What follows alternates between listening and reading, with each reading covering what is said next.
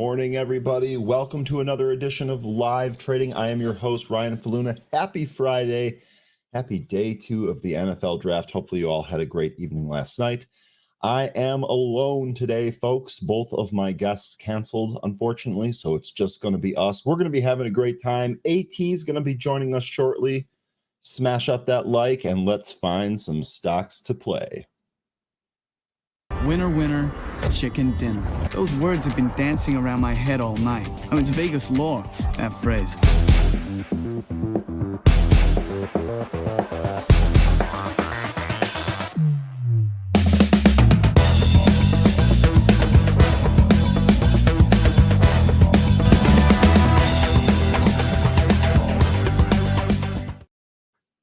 All right, folks, it is time for another day of live trading. Again, I don't have guests and I don't have AT yet, so it's going to be up to you and me to figure out what we're going to play. Thankfully, we still have Benzinga Pro, so we're going to have no shortage of chances to play here today. First thing I want to take a look at is going to be the SPY, and we had a huge move yesterday. Okay, so first of all, we had Meta earnings the night before. I don't really think that Meta drove the entire market yesterday. I think it absolutely helped, but it did not drive the entire market. I suspect that there is going to be some short covering going on, or there was some short covering going on yesterday. Today, we are a little bit weaker. So the Dow here down 121 points on the futures and the S&P down 10 points here on the futures. So looks like a nice regression back to the mean. For me, what this means is that this 410 level is going to be back in play again. So I think that one of the things that we're going to watch here is to see where the SPY ends up.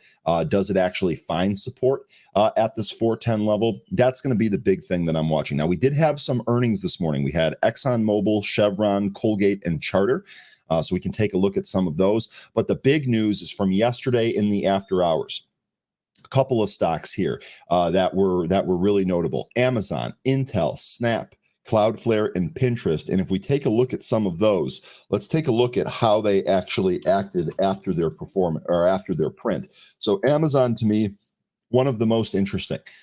Pretty good report, traded as high as 122.5 and then gave it all back in the after hour session. Today, we're actually drifting lower. So for me, before we even talk about taking a potential trade on this, got to see what the direction is going to be for this. I think that given the fact that they had earnings and sold it all back, it's quite possible that this breaks down further today. Now, if the market views this as an overreaction or thinks or took some more time to kind of process the earnings and go through them, we might also see a bounce. So what I want to do here is I want to see what direction Amazon is going to pick, and then we can decide whether or not we're going to trade that. The fact that it gave everything back up and went negative here has me pausing a little bit before taking this out of the gate for a long side trade. I'm also not necessarily really confident that it continues to break down. So again, I really kind of want to get an idea of what Amazon is going to do. One of the other ones worth noting here is going to be Cloudflare. This is down big, right? So Cloudflare did not have a good earnings report yesterday. One of the things that they said is that increasing macroeconomic uncertainty over the course of the first quarter resulted in a material lengthening of sales cycles and significant back-end weighted of linearity. So not good earnings here for CrowdStrike. We're actually down 22.8% here. Again, kind of watching tech as a whole. It'll be interesting to see if this bounces at all or if it maintains its weakness or even takes the next leg down. So some of these bigger stocks definitely want to see how they actually perform when we open. It is a Friday, so Friday can be a double-edged sword. It can be the source of some really great short-term day trades, but can also be the start of maybe a broader move. And as we saw in the SPY, we're still going to be looking at one of those support levels, that 410, 411 area. So definitely want to pay attention to that. The other thing here is that Snapchat is down 17% here today. Now, they are up off the lows from right after the print, but they're down pretty healthily.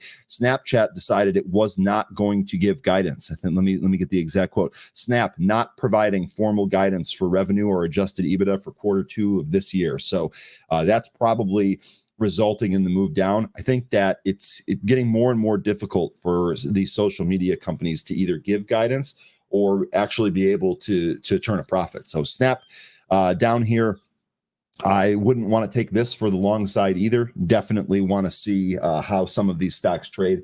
The other thing with a lot of these being tech stocks, this is likely going to affect the Qs. One of the things that we saw yesterday is when Amazon reported, Apple traded up and then inevitably drifted lower. So I want to see how some of the other tech stocks trade alongside some of this.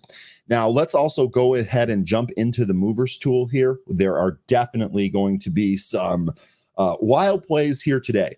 Let's start with top, okay, because this was an absolute screamer from yesterday.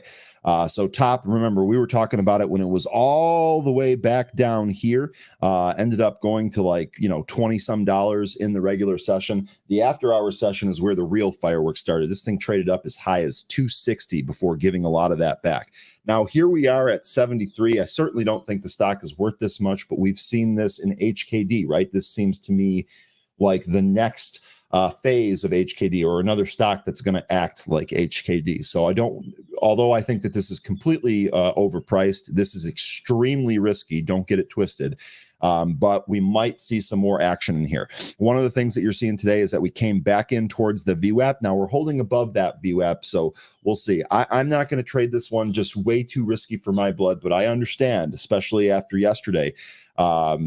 If you guys feel like you missed this, if you want to trade it, the only word of advice I can give you is be careful. Remember, this was a halt fest yesterday during the regular session. Stocks can't get halted in the extended session, which is why you saw some of these crazy moves. Let's see what happens here today. If you trade this, just be careful. That is really the only thing that I can say. Now, with this behavior in top, we also saw some other stocks that are trading up, and most notably here is going to be Megal, right? So you can see we actually popped yesterday in the after hours as high as 450. We came back into the 235 level. Today, we actually broke through that 450 level and set a high of 602 here.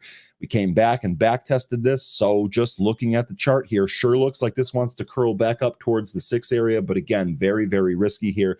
And also note that as of right now, we're still pretty extended away from the VWAP. So if this market opens and this stock is met with a bunch of sellers, I think a gap close down here to the VWAP might actually be the first move.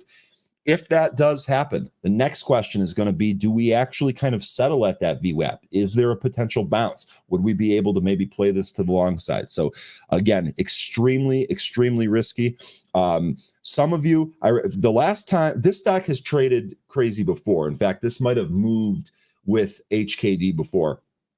If I recall correctly, some of the traders in here, your broker did not allow you to buy the stock anyway. So it's not as if you even missed it. You might not have been able to even buy it. So, be careful with that. I know TD Ameritrade customers can buy these, but I don't know every broker out there. So again, just be mindful of where the stock's at. Be mindful of that what you're doing here is a risky trade, and then protect yourself accordingly. Your main goal when trading some of these should always be to protect your capital. If you can end up squeezing out a gain out of it, that's great, but make sure that you keep yourself safe. In the chat here, you guys, okay, you were saying HKD, you saw a mention on Reddit. Yeah, that wouldn't surprise me. In fact, let's check HKD while we're here. HKD is up 16% here, so maybe this does actually kind of move with that. This is, again, just one of those crazy Chinese stocks that really seems to be moving with no rhyme or reason. Let me see if you guys had anything else that was it. You said Huddy is moving too. HUDI. No, we've traded this one here before. Stock up 45% here. So nice big run. I think one of the things we'll do, this is a really thin one. I think one of the things I will do though here is mark off some of these levels and see if Huddy actually comes in. This looks really kind of gappy in here, even though we traded within this range. I don't necessarily see any good support. We'll see what type of sticks and what type of support the stock makes when the market actually opens. Next on this list is going to be AGBA. Now, this popped as high as 903. It's bled all the way back down to this $3 level.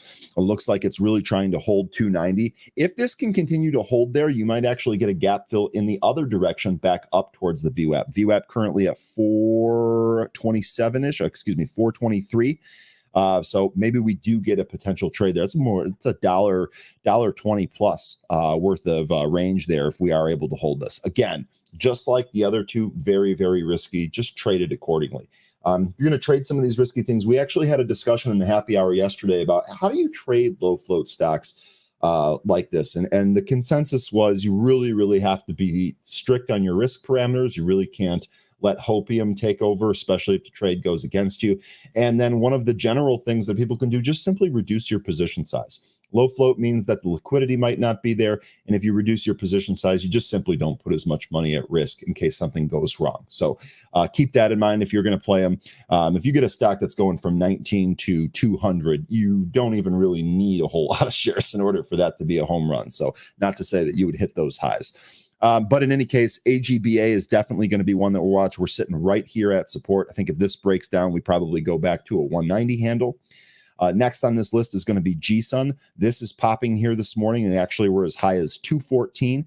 Kind of came back into this 140 to 170 area. We might be able to clear out this range. I'll go ahead and mark the top of this range off as well. And then we also want to mark some support on here, right? So 142. We'll see if GSUN can actually keep up here or if we just break down. This one actually pretty close to its VWAP. So it'll be interesting to see what the first move out of the gate is here. Got a couple of other stocks here that are up pretty healthy this morning. Next one here is going to be SEIB. This thing popped as high as 483. Came all the way back in. We do have a catalyst here. Shares of low float stock Cybert Financial are trading higher than on above average volume. The company yesterday morning announced it entered into agreement to issue shares of Cybert to Kako Pay. So they're issuing shares to another company. Not sure why that's causing the stock to move up at one point over 100%, but there you have it. Again, with all of these plays here today, really seems like the junk is running. So just really, really be careful. We would definitely want to identify them. We want to know what's going on, and we want to be able to watch them. But we really want to be careful in terms of putting ourselves in a position where we just kind of blow money away. We don't want to do that. Next here is going to be Top King Win. This had a big spike up to 14. I actually didn't see any news for this. Let's see. We just had some forms from yesterday. Don't really see anything going on here. This might just be kind of one of the traders or one of the rooms that's actually trading this. Looks like the top side of the range that we're consolidating in here is about 745. Looks like the bottom end of that is about 5. So kind of in this range. We actually are below VWAP here, but not much. So maybe if we cross above that and cross above 746, this could get gappy up to 14. Might as well mark that high off as well while we're here. So we'll watch this. TCJH. Never heard of this stock ever before. So keep that in mind too. Lee Group. This did, again, we have a line on here from the last time that we saw this. This popped as high as 1464 a few days. Now it looks like we're actually trying to curl back up and get some more fireworks to go off here. So a break through this 366 level puts 522 and 631 in play. This then also really gappy up to 12.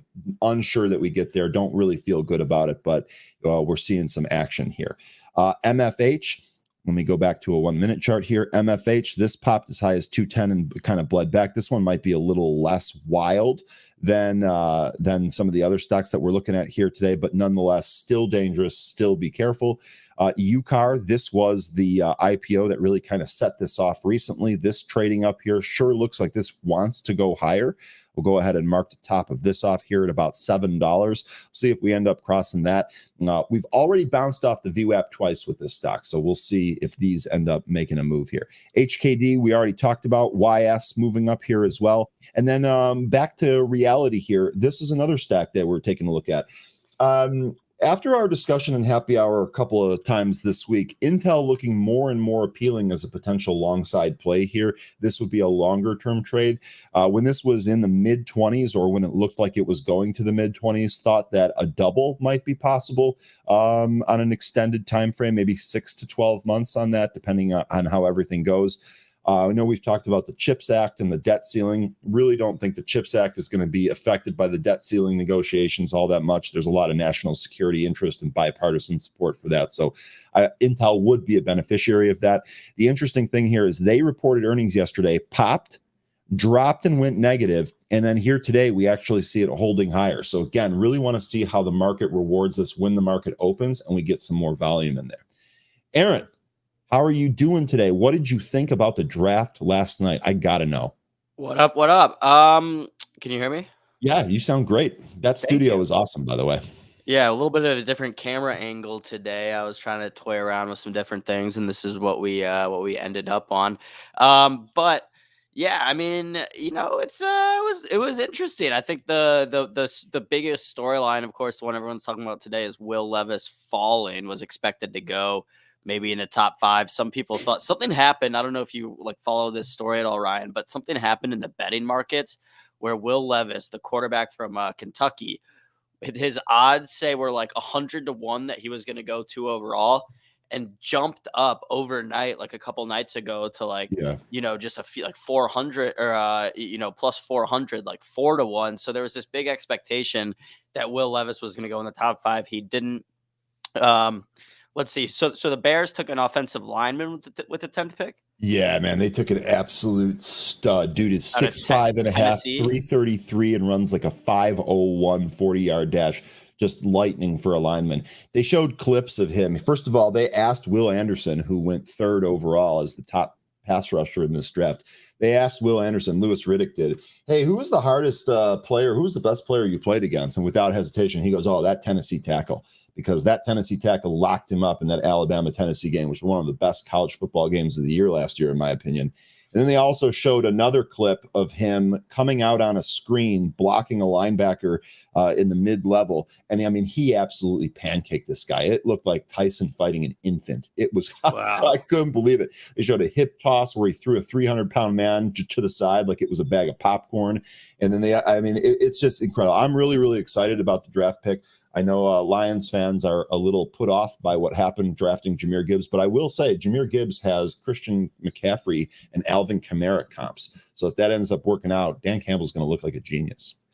Yeah, I didn't mind the Lions picks at all. I mean, I think they got, they got a running back and a linebacker. I did want, on that second pick when they drafted the linebacker out of Iowa, Jack Campbell, I wanted the Lions to take, excuse me, I wanted the Lions to take Nolan Smith from Georgia, who ended up going to the Eagles. So the Eagles got Jalen Carter and Nolan Smith. I think they definitely won the first round of the draft if we're doing grades like that. Although I will say, I like what I kind of like what Houston did. They traded up and they had the 2nd and 3rd overall pick in the draft.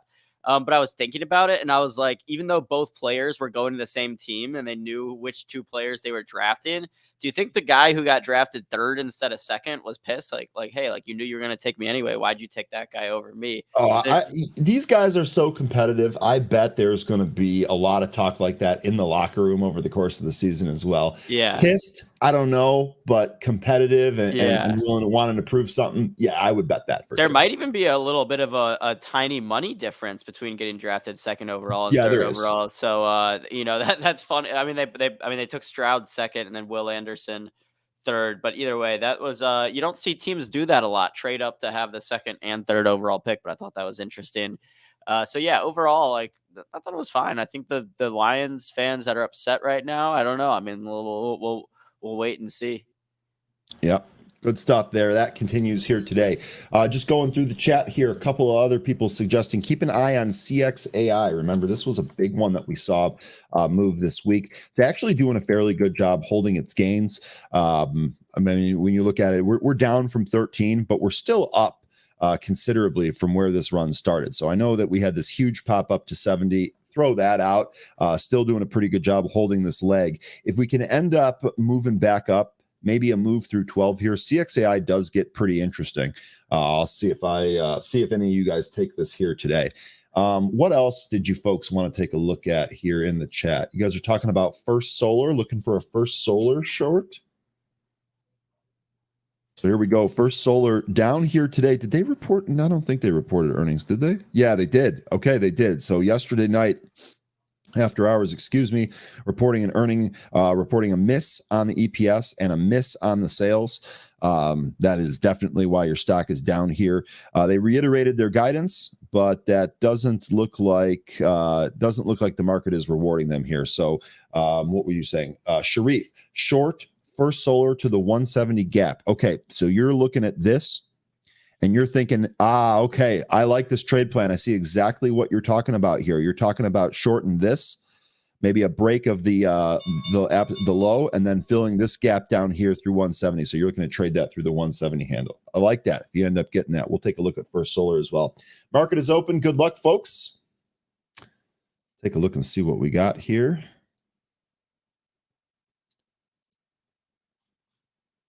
LGHL for you penny players, trading up a little bit here, kind of sitting at VWAP. We'll see if that ends up getting going. GSUN kind of trading around here. We'll take a look at top. I'm sure all you folks want to take a look at top and Megal. See if Megal actually appears on the scanner here again. Top first move here is down. Although this is looking at the level 2, this spread is wild. So this actually is, I think, going to halt here if they hold it at 71.11. We're going to start our morning with a halt right out of the gate. Yes, we are. Yes, halted on top, halted on HCDI. That was real thin. So already seeing some halts here in this crazy stuff. Let's see what Megal is doing. Megal's still open. Nice little bounce off the VWAP here on Megal. Looks like it's having some trouble going higher, but it is early, so we will keep an eye on that as well. Let's see. Good morning, Rich. Hopefully you're doing well. Good morning, everybody. Thanks for all of the welcomes here today. We're gonna have some fun. Is that TPST? Big move up. Let's take a look at TPST. Tempest Therapeutics. Okay, yeah, that is a nice little move there. This is moving in the premium. Do we have news on this? Let's see. Sure did. Tempest announces positive early results from a global randomized phase 1B combination study of TPST 1120 in first-line carcinoma. Let's see. Shows promise. So this is a liver cancer trial, and the data was good. This one moving here, this is actually one of the better news items that we've seen for some of these stocks here today, and it's not one of these low float Chinese names. Maybe a move through 360. You might be able to scalp that to the long side. This one kind of interesting. Let me take a look at the level 2 here for us.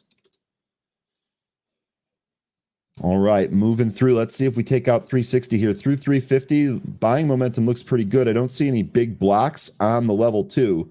So should be able to clear this area out. Let's see if there's anything at 360. Nope, right through 360. Let's see if this can actually push and make a move.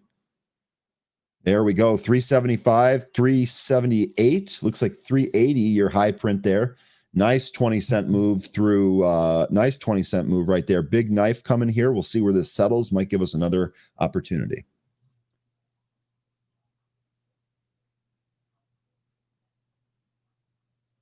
Glenn is asking, is the market so bad that you have to talk about sports? No, this is what happens when you get market enthusiasts that absolutely love sports the morning after one of the huge sporting events for the NFL. I also love, like, there's some very early draft grades out there already. If you want to know the article I was just looking at, it gave this guy from CBS Sports gave the Bears a B+ for the Darnell Wright pick at 10. So B+, not bad. Not bad at all. Louis Riddick likes him. He thinks he's the best in the draft. Tape really shines. Intel here holding. Let's see if Intel can actually move higher. It would be great if it actually takes out the high. Looks like we just had a push right before the pre-market. This looking pretty good. I didn't notice. I do see like some calls here, but they're not big. They're not necessarily big notable calls. There are multiple here. Looks like they're upside calls near the money calls, the 32 strike expiring in May. So these are 1 month, about 1 month trades, maybe 3-week trades here on a at the money call.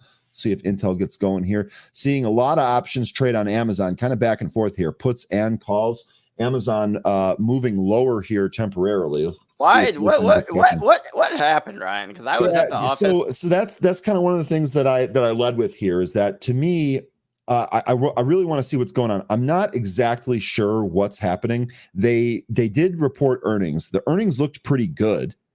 They moved higher, and then it completely gave everything up. So maybe it was something on the conference call. I haven't gone through the conference call or any type of transcription like that. I should probably familiarize myself with everything that's going on here. No shift in the competitive balance among cloud providers. I don't necessarily think that's bad. It looks like there might be some Uncertain cloud outlook overshadows revenue beat is what CNBC is saying. So AWS, which is Amazon Web Services, which if you've been following the Amazon story, like the most consumer facing side of Amazon, when you and I think about Amazon, Ryan, when we were just talking about Amazon the other day, when we were talking about getting things delivered and a laundry basket and that type of stuff, like that's not how Amazon makes most of its money, Yeah. just by shipping goods to people. It's through their cloud Yeah, here computing you go. side through AWS. So AWS grew 16% last quarter, which sounds pretty good to me, but it grew 20% the previous quarter. So some people are looking at this slowing growth in AWS and then probably thinking, well, also if we get, some sort of economic downturn, whatever, that can't be good for the cloud business either. So really, what's been the growth driver for Amazon looks like the growth there might be slowing, so that could help explain why there's been a little bit of sell off in the stock. Yeah, that's a really good point. And they were saying that the Amazon Web Services outlook isn't great. The puzzling thing here for me is if we take a look at some of the ratings that we got from this morning, they seem to all be pretty positive. We got an outperform, a reiteration of an outperform, and a maintaining a 125 price target. We're 20 handles away from that right now. JP Morgan maintains overweight and raised the price target to 145. Needham reiterates buy 120 price target. Baird maintains outperform and raises the price target. So some pretty good re-ratings here. I understand a lot of these are price target adjustments or reiterations, but it seems that some of the analysts here, which have a longer term view, not really scared off from this report. That could actually make for some good back and forth trading here. Also might be able to get Amazon at a discount would be good. Amazon continuing to trade lower here, 106 looks like. See if it's defending that 106 line. Yeah, and it's kind of, I mean, that's kind of the, I don't want to say bad thing about the market and our, economy, but kind of it's very punishing, right? Like Amazon Web Services grew 16% last quarter. 16% growth in a quarter is a lot, right? If you Yeah. took, like, you'll take 16% growth in a quarter for most things in the business world.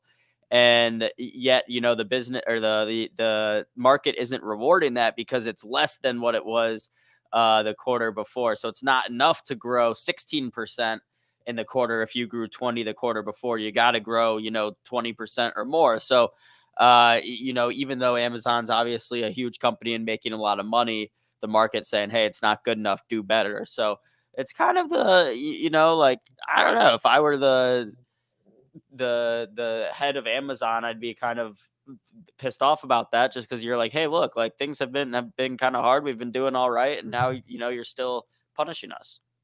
Really quickly, one of the things I noticed here from the unusual options scanner, 30,000 contract buy expiring May 19th in CCJ.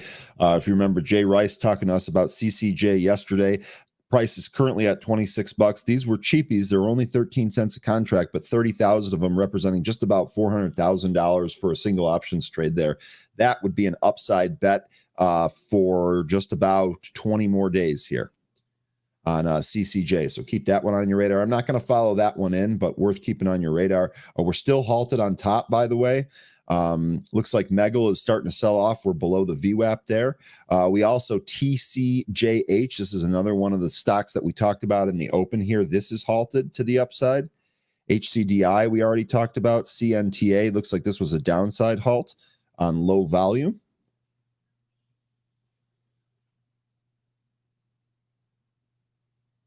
Huddy still moving. Might move to the highs here. Whoever had Huddy earlier, you might be on to something here. iLag, we've seen this one here before. We've traded this one here before. This one at the lows, though. Nothing really going on here. Intel continuing higher here. We'll see if it goes to that 3290. Take a daily look here at Intel. You can see one of the things that we're looking at is maybe a cross above this 33. That might be able to kind of change this, change the momentum here. Maybe we can trade back up towards 34, 35, 36. We're able to take that out on Intel. I'm going to wait on Intel a little bit. I could add slowly to this for a long-term play, but I really want to see how it shakes out. Don't necessarily want to do a knee-jerk reaction buy right after the print. I'm watching SPY right now, Ryan, coming in a little bit. We're almost back to even, right at the 412.30 level right now. I'm actually in some calls that expire today on SPY, and I was stoked yesterday afternoon when Amazon's earnings came out, and Amazon was up 10%. I was like, this is going to carry the market tomorrow, whatever. My calls are going to cash. And that's not what's happened, obviously. But I'm going to hold on to them for a little bit longer, I think, just in case. Looks like we are kind of trying to break green right here and just see if we can't make something happen on the spot. Yeah, market definitely shedding some of the weakness that we saw pre-market. Remember, we were down about 100 plus points on the Dow, only down 26 now. So that does seem to be bouncing. Another call here from the chat, SAI. This was a big runner the other day. Looks like this is trying to cross back through 4. If it takes out 432, the next upside, oh my goodness, come on. Next upside spot, going to be 463. So we'll see if we can end up getting here. SAI looking pretty good today. The one thing that I would really like to see here on SAI is some more volume. We just don't have that yet. Maybe we'll get some more volume to flood into this. Someone else in the chat saying JYD looks ready. Let's take a look at this. But also kind of lower volume here. But I see what you're saying. It does look like it's bottom. Maybe it can take out some of those pre-market highs. This one kind of looks like a wild trader too. Boy, we're picking all the wild stocks here today. TCJF is open. There goes AB. Or is this a halt? No, this was an open and another halt. By the way, top. Oh, look out, folks. Top opened up. Sold off 30 points into a downside halt here at 48. So dangerous stuff. This is exactly what I was saying. I don't want to play this stuff. It's all over the place. It's not really predictable. Nasty move here. Hope nobody got trapped in that one.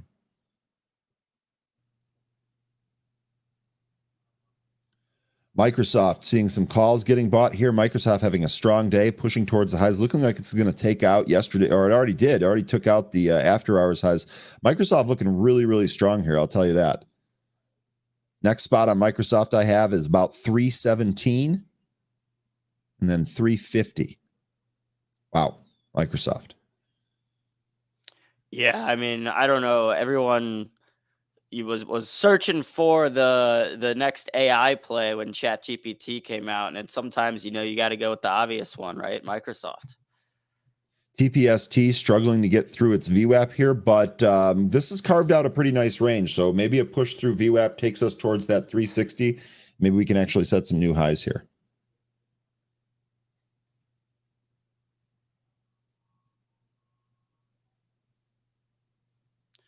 Seeing a lot of Amazon contracts. Again, both a mixture of put and calls here on Amazon. Bitcoin plunging here. Bitcoin selling off, searching for that 29K handle. Hopefully you all sold your Bitcoins to therapists this morning before that happened.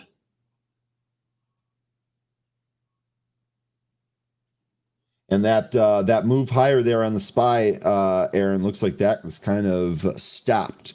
Now, not over yet. NASDAQ looks the weakest here of the indexes, but yeah, market kind of slowing down here. We'll see if we can end up trading back up. One of the things I really wanted to watch today is how the market digested all of the news and how it traded today. I normally don't trade on Friday anyway, so I got no problem waiting it out. But want to make some educated decisions here. Don't want to be a cowboy.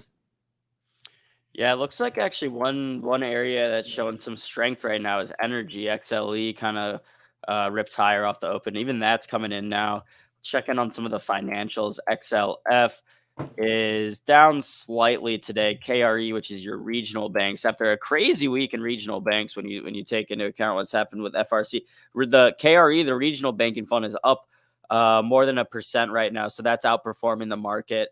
Let's see how FRC is doing. I haven't checked out this one today. Tesla breaking the pre-market lows here. Tesla might be hunting for some more downside here. Next spot will be yesterday's pre-market lows at 151, currently at 157. Seeing a whole bunch of calls come into CCJ here. Wow. The 20s looks like they're sweeping them up here on CCJ. Yep, 20, 20, 20, 20, 20, 20. Looks like anywhere between 100 and 200 contract lots, a whole bunch of them. These might be closing. With this being 20, this might be closing trades here on these options. And we keep seeing more of them. Contract price there, 680. I'm willing to bet those are closes. Yeah, Jay Rice saying that really putting the pressure on some of the hack names. Really, really poor earnings for Cloudflare yesterday. Looks like it's trying to bounce off the after hours lows yesterday, but unable to really do that here.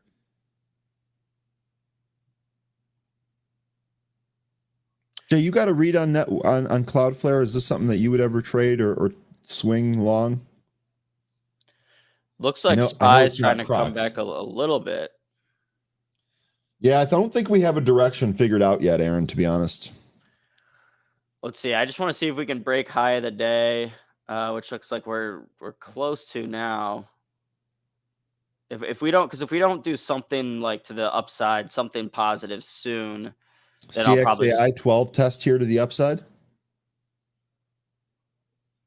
Sorry, didn't mean to interrupt. no, I was just gonna say if we don't make a move to the upside soon on SPY, then I might just get out of these calls. Because I still have some good value in them for them expiring today. CXAI tried to go through that 12, couldn't quite make it. We'll see if we end up pushing through 12 on the second attempt here.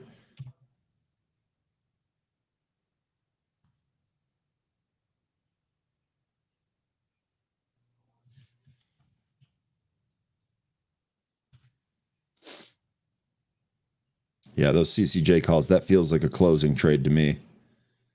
Closing that upside trade here. Those calls expire in June. So closing them a month ahead of time, keeping some of that premium in the price. TPST breaking down here, breaking away from its VWAP, was really not able to reclaim that. And still kind of watching CXAI here on a move through 12. See if we end up getting that. There we go, SPY. Keep going. Go. Oh, no. See, I have Amazon's working against the overall market's going up. Pretty much everything is, I think, recovering a little bit right now, except for Amazon. Amazon keeps moving lower, but the S&P 500 just broke green on the day. We are at 212.54, 212.57. Keep going. I want to see 413. I want to see 413. Here is your SPY chart looking at like that is trading up now. Amazon here might be finding a bottom here at 105. It looks like it's trying to bounce. We really want that to be confirmed. We'll see if Amazon does end up bouncing from here. If Amazon can get some legs here, then we might be in looking okay for the overall market. But it's hard for the market to have a good day when Amazon, one of the biggest companies, is down 4%. So we'll see. Top opened, moved up, and rehalted up here at 55 on the dot. Top, just this is why I was saying, be careful. How on earth do you trade this other than luck? How on earth do you make sense of a stock that moves around and halts like this? Just not something I feel I can do. SPY continuing to move up here, Aaron. Good stuff.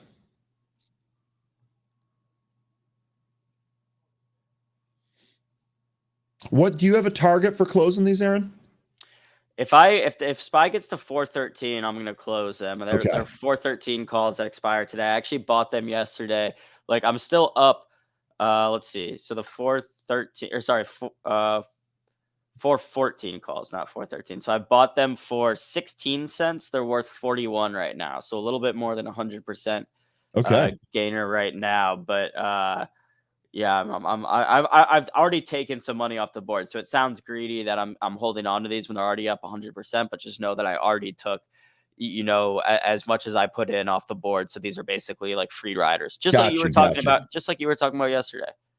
Okay, sweet. Jay giving us a report here on the transports, which often leads. Some of the rail names are getting bought early. That might be a good sign for another upside move here. SPY continuing to move up here. Let's see if we cross 413.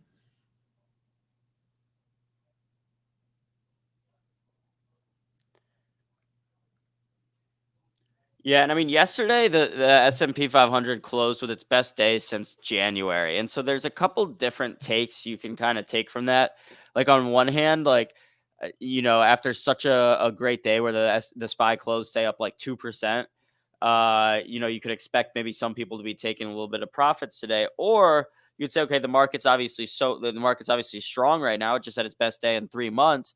The trend is your friend. So I am kind of in the camp right now where I wouldn't be surprised if we do see some sort of another like move to the downside today. But for right now, it looks like there's definitely an appetite out there. There's demand out there to own stocks for people. There's people out there buying stocks. So I'm not too scared of these calls quite yet. See, Y- Gashi's saying it'll be red after that crazy run yesterday. See, I think that's one mindset you could have, or you could also yeah. say the market's really strong, the trend is your friend. Like why fight, with the market? But really the trend has been red. It was just yesterday has been kind of the exception this week. So we'll see. UCAR moving to the highs here. Megal's still struggling to get over the VWAP.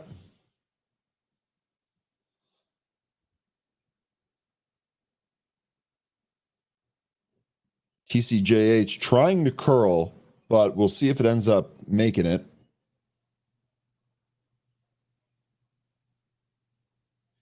PBTS, this is just a 6 cent. That's not even worth it. HKD appearing on the scanner here. HKD still under VWAP and a little bit lower.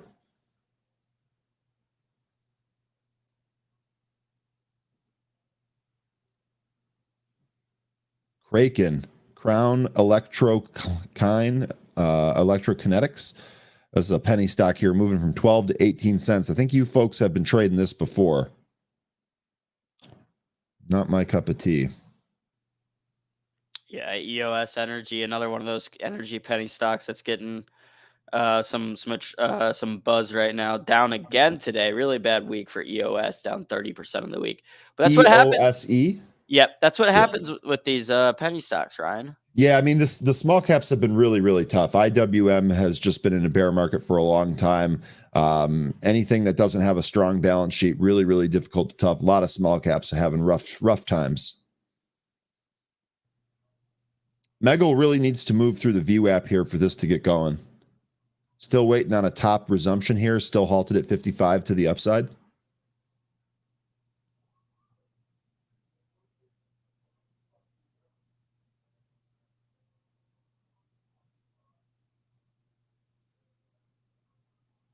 $10,000 contract sweep on Palantir, the 7 put. That looks like a downside bet.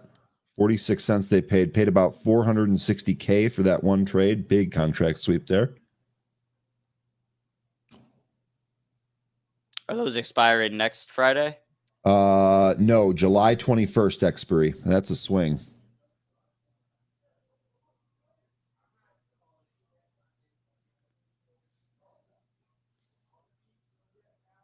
Just rolling through the list here real quick. ISG pushing up. Okay. Blue, nice little move here. Did we have news on Blue? JP Morgan initiates coverage with Bluebird Bio. Overweight, price target of 7. God, I remember when Bluebird Bio was... I know, I was going to say me too. This was... double digits. It was like $40 a while, like a long time. Down $4, down from the high of 154. Yikes. This was actually one of the first stocks that I ever, when I was like 18, I don't know, I read like an article about some drug they had or something and wanted to buy some and lost a lot of money on it. So I'm sorry to hear that, my man. All good. I mean, it was a good learning experience for sure. TCJH really just kind of hugging around VWAP. Now, this one really tightened up here. This is not as crazy as top. See, AGBA, this is halted to the upside. Tremendous volume here in AGBA. This one looks like this one might go higher. 910, your pre-market high.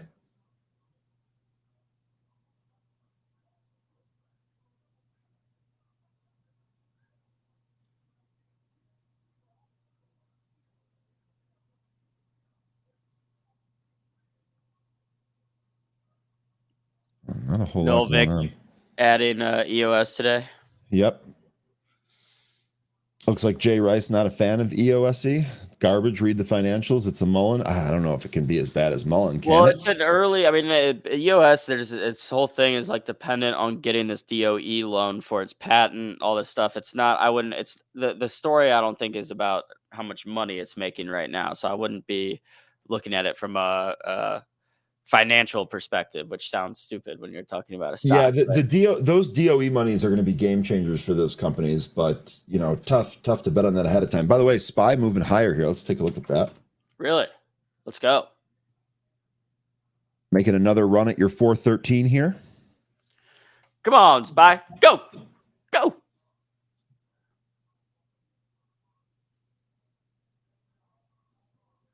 Still waiting on a top resumption. That is still halted. UCAR looks like this is halted now to the upside.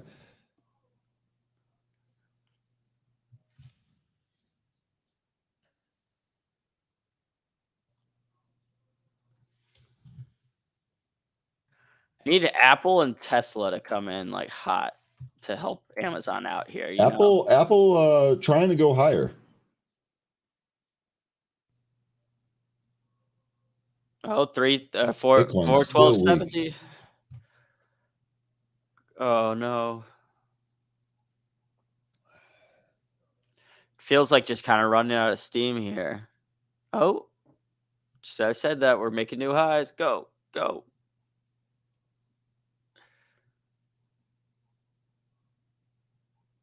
IMGN, yeah. Who mentioned this one? Someone just mentioned this. No, IMGN elevating another. This saying another good long on this bio. The intraday chart here actually looks pretty good. I wouldn't be shocked if we tested 560 from right where we're at.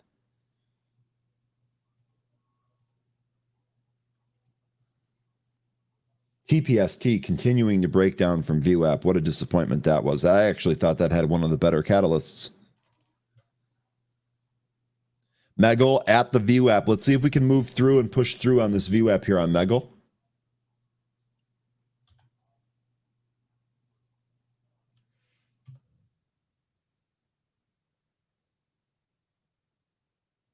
So BA circling the VWAP worse than the 737 production. That's actually pretty funny. Take a look at BA here. It's still in that range, though. For me, again, this sideways channel here, I'm not really worried about anything while it's still in this top open, by the way. Moved lower briefly by $1, and now it's higher by... Okay, it's moving too fast for me to give that kind of commentary. 65 now on top. This stuff is just 66. This stuff is just... This feels like a casino game, honestly. Let me go ahead and bring it up. You can see how fast this thing is moving around here. I don't even know if these levels are really going to mean anything or hold here. By the way, I'm looking at the level 2 here, just so you guys get an idea. I'm seeing lots of one share. Okay, it's going to get halted here at 66.68 if it holds. I see a lot of people trading 1 share, 2 shares, 9 shares, 3 shares, 4 shares, 5 shares. Only a couple of these buys are in the hundreds, and I don't think I saw any in the thousands. We are halted again on top. My goodness.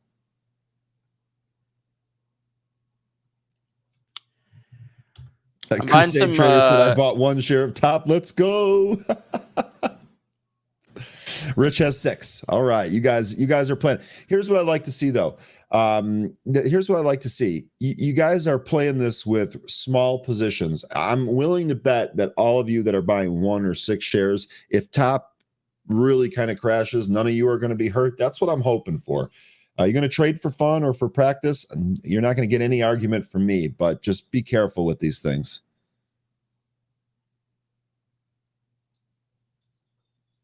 Crow saying that's why Megal is the place to be. Megal not as wild as top. Crow, completely agree with you. And honestly, at this point with Megal here, if we can get any type of volume push away from this VWAP, I think 5s are probably on deck, Crow.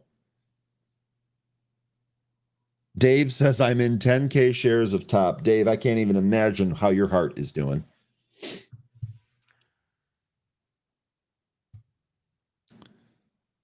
AB, hold the fort down real quick. I'm a BRB. Yeah, take your time. Alrighty, guys. I'm going to go ahead and pop over to my Benzinga Pro. So I've still been watching SPY right now. I actually just got into some very, very YOLO Tesla calls that expired today. My thought process on it, like, I don't know. Really, there's nothing, I don't think, good out there going for Tesla like this week. Sorry, getting a phone call. But if the overall market turns around, which I'm hoping it does, and I could see Tesla kind of shooting up a couple of percentage points from here and just getting out of these contracts real quick. I finally got out of my PDT jail, so I can day trade again.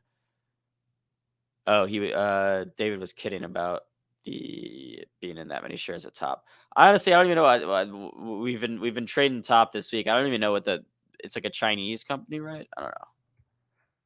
Checking on SPY. No, oh, all right. SPY coming back down. So I need this right here. So it's 412.50 right now. I need this to get up to 413. We were at 412.70 a few minutes ago. Let's go to a 2-minute chart and see. Look here. Yeah, I mean, you can see we're off those highs of the day here on SPY. So I'm hoping we can come back here. Looks like we're moving lower. My Tesla trade's probably working against me as well. Well, shoot. All right. Let's check it on the chat. Missed CX. If top drops at the open, I'm gonna lower consumer expectations slightly. Let's check in. I mean, let's see how top's doing.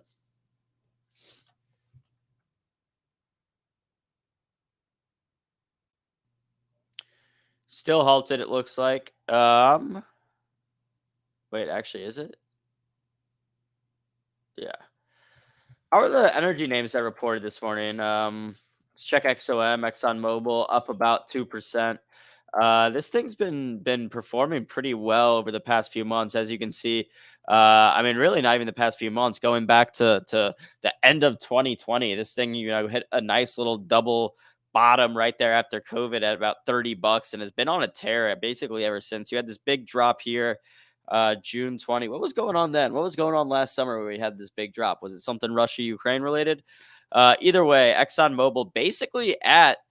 Are these all-time highs, or can we go back and find these might be all-time highs? I'd flip to the weekly or monthly. It'd be easier to scroll back there. You might get some more history. You're so smart, Ryan. Sometimes.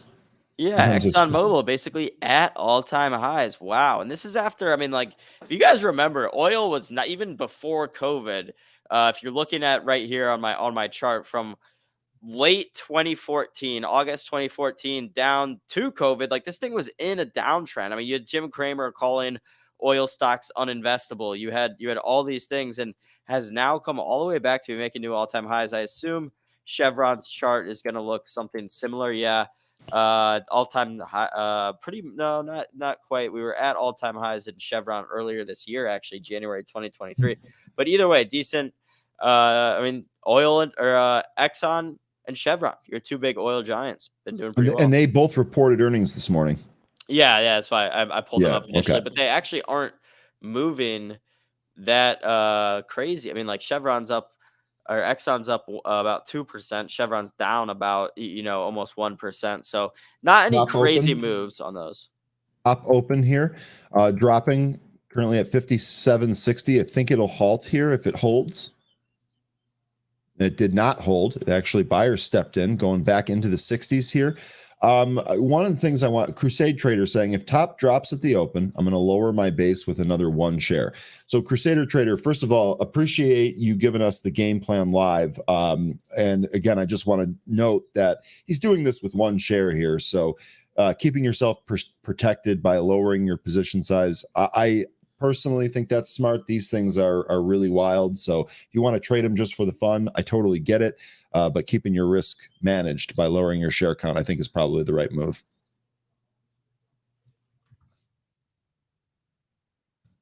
SPY moving higher. Let's go. Yeah, the SPY, the broader market here is just a general grind or drift higher. It's not really a big power move. TPST is curling back up, but still under the VWAP. Megal's still breaking down as well. 66.88 on top. This should halt too if it holds here. Seeing more buying coming in. This time hundreds of shares on top.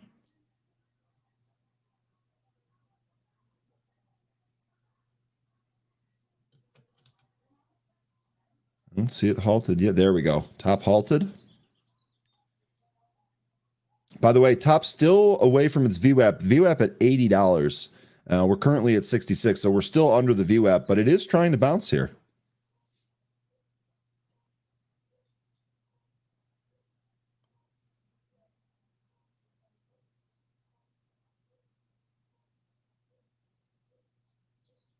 SPY, baby. Come on. 413. We're right there. Break through. There we go.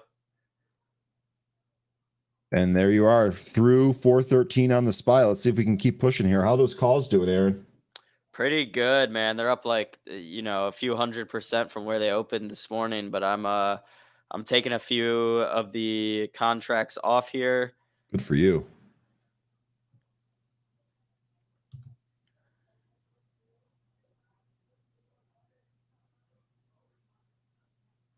Boom.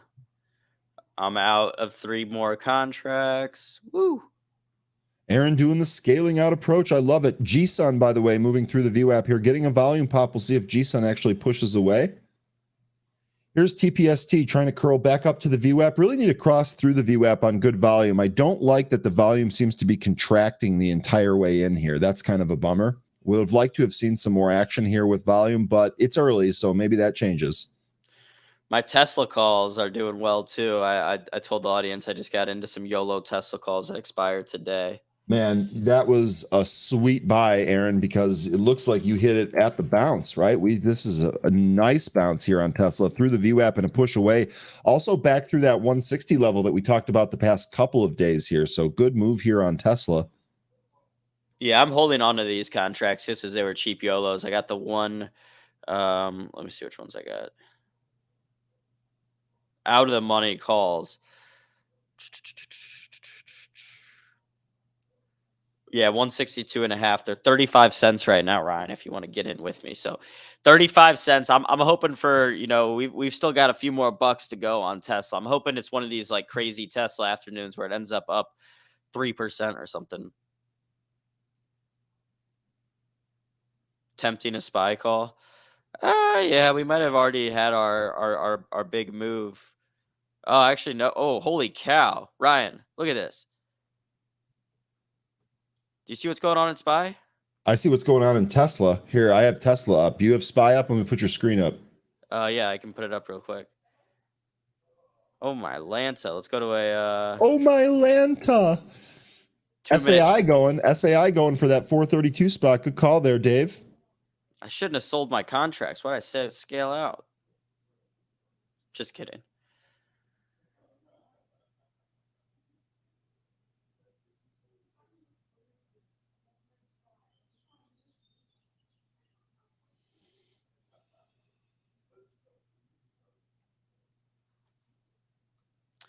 All right, catching up on the chat. Come on, Tesla. Let's go. Wellness matters. I'm in on Tesla too. Let's go check in on that real quick. Although I'm like an old time 18th century ship captain. I'm gonna go down with these Tesla calls. I don't care what happens. I'm not selling these because they were like I said, 30 cents. I bought like 2 of them, so I have like $60 in this after I was already up on the SPY call. So it was house money. So I'm hoping just for a big Tesla runner of an afternoon.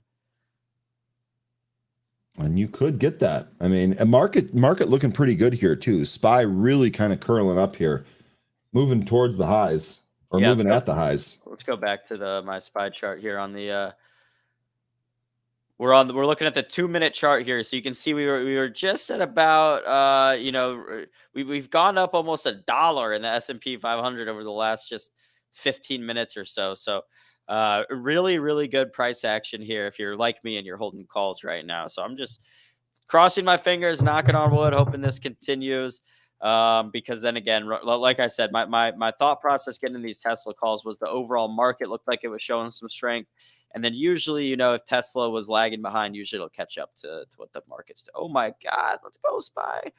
SPY's crazy. SPY's trading like a freaking penny stock right now. I was going to say, we're having better action here in the broader market indexes and some of the larger names like Tesla than we are with some of these small caps.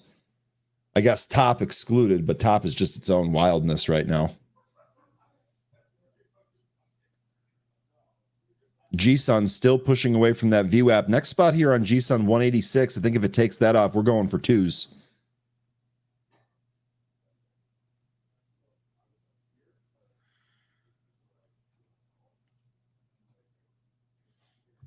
CXAI really broke through that 12 with some real power through that 14 through that 1349 spot. We're at halted here, 1404. CXAI, big move. Apple moving towards the highs. Silver Fox all over it. Tesla continuing to move higher. Come on, baby. Break that. We need like 161. We need to get above 161 on Tesla. Then we could really be off to the races here. Jay Rice putting Portillo's on the watch list. I like it. Keep me updated. You know I like that. It is having a nice morning here today. VIX absolutely getting melted, by the way. 1650 back on the VIX.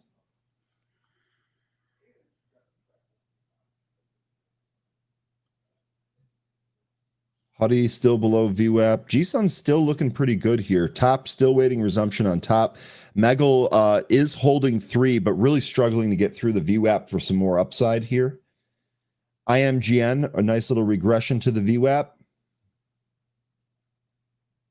ACRX did the same thing. HKD, not really doing much of anything. I mean, this is incredible. The SPY is just keep pushing high. There's showing no signs of slowing down. Holy cow. But this is great for your trades, man. You are banking this morning. Let's go, Aaron. Yeah, been a good morning. Drinks on Aaron tonight, folks. Ron calling Microsoft, that likely moving with the SPY here. Microsoft was actually pretty strong this morning, too. Yeah, Microsoft looking real good here, Ron. 320, maybe 317, your next spot on Microsoft.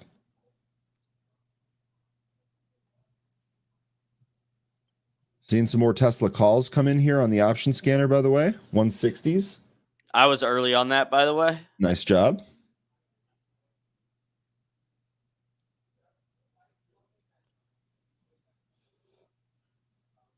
Man, I thought it was too late to buy more SPY calls this morning. I was wrong. You could have bought a freaking bunch at 30 cents when I bought them, and they've been.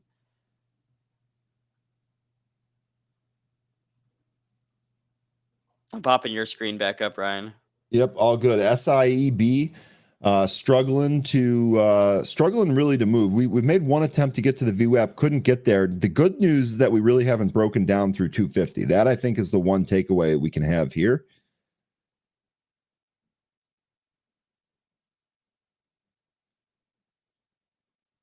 Tesla's still holding those highs. So is the SPY. This is incredible. AB just out here printing. It was right, I think, when you went off screen, Ryan, when I said I was buying those Tesla calls. Since right when I got in on those, the calls are up more than 100%. Yeah, that's awesome. Like more than 100% in just like 20, 15 minutes. I don't know. It was a good trade, but I'm still holding on to those Tesla calls. Yeah, you're looking at these as lottos, right? Because you'd like a couple 100% maybe. Right. Like if I spent $60 on them, I'm trying to see if they can turn into like $300. Like I could take them off the board for $60 right now, and that will pay for my lunch and dinner tonight. But I want it to pay for my whole weekend. Silver Fox is short here. We're on opposite sides of the. Silver Fox, I think, was already long Tesla once, so I think he's actively trading this back and forth. Correct me if I got that wrong, Silver Fox, but I'm pretty sure that you were long on the bounce here too. Looks like we're coming in a little bit on the market in Tesla right now, but nothing that I'm like worried about. Just a little bit of a. You can't go straight up. You got to have a little bit of a little breather, right? It looks like it's just kind of slowing down here. That's all. Yeah, that's all. I do have some stop losses set on some of my contracts just because they've gotten to such a high value now. Yeah, it's Silver Fox giving you the rest of the trade plan here. Already killed it on the long side. Tight stop here on the short side. That's how you do it. That's how you do it. If you booked gains already, minimize the potential loss on the second trade so you don't give your gains back. I think that's just smart trading. All right, Ryan, I'll be back in 60 seconds. Okay, sounds good. I will hold the fort down until then. Apple's still at highs, by the way. Yeah, Tesla trying to continue here.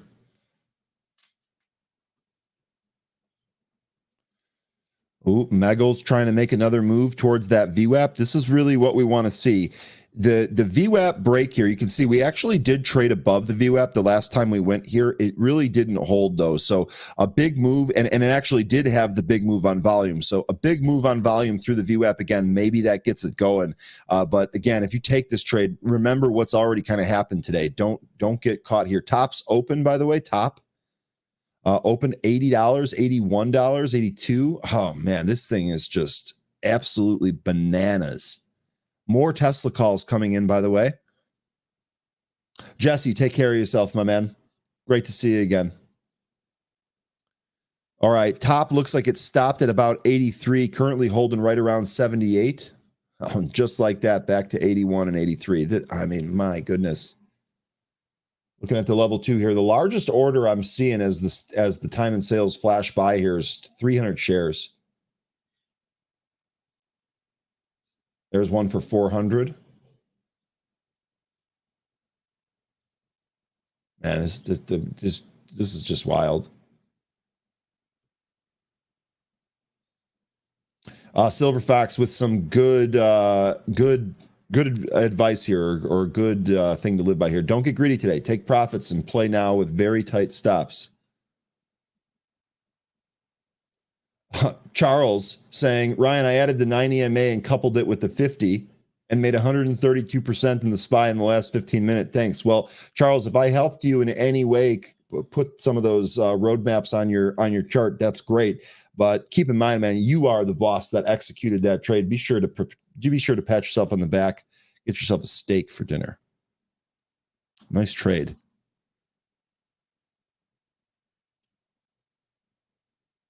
Tesla's still trying to go higher here. And the SPY also, let's check in on that here real quick, because the SPY did look like it was slowing down. It looks like it might be trying to take another leg up here. 414, Aaron's calls were the 414 calls. He is now in the money on those. You get any type of big push here it is, SPY trying to do it. If you get a big push now while those calls are in the money, they're going to appreciate it at a faster rate. So remember, he already scaled that up. He's back.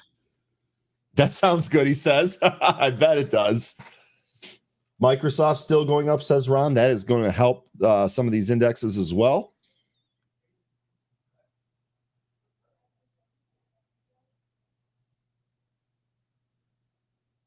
Sorry, guys, another push here in your SPY, Aaron. Yeah, managing these positions right now. Just watching them. I'm gonna raise my stop losses on a couple of these.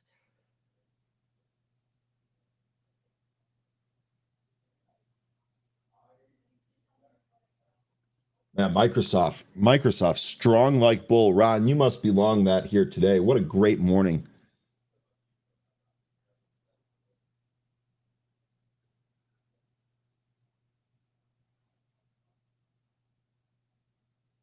Apple trying to take 172 on Apple. Wow.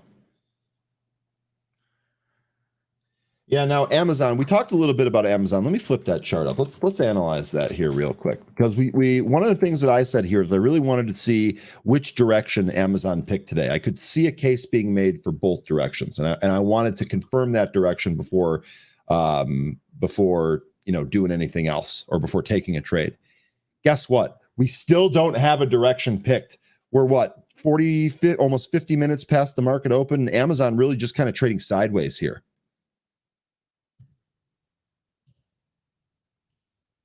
Now, if it can break above this and clear out this sideways formation on this 1 minute chart, this would also actually take it above the pre-market low here.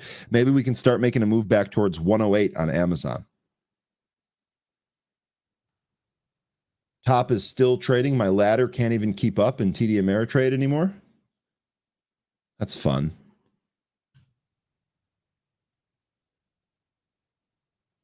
All right. Ooh, new. Keep pushing, SPY. Keep going, baby. Let's go.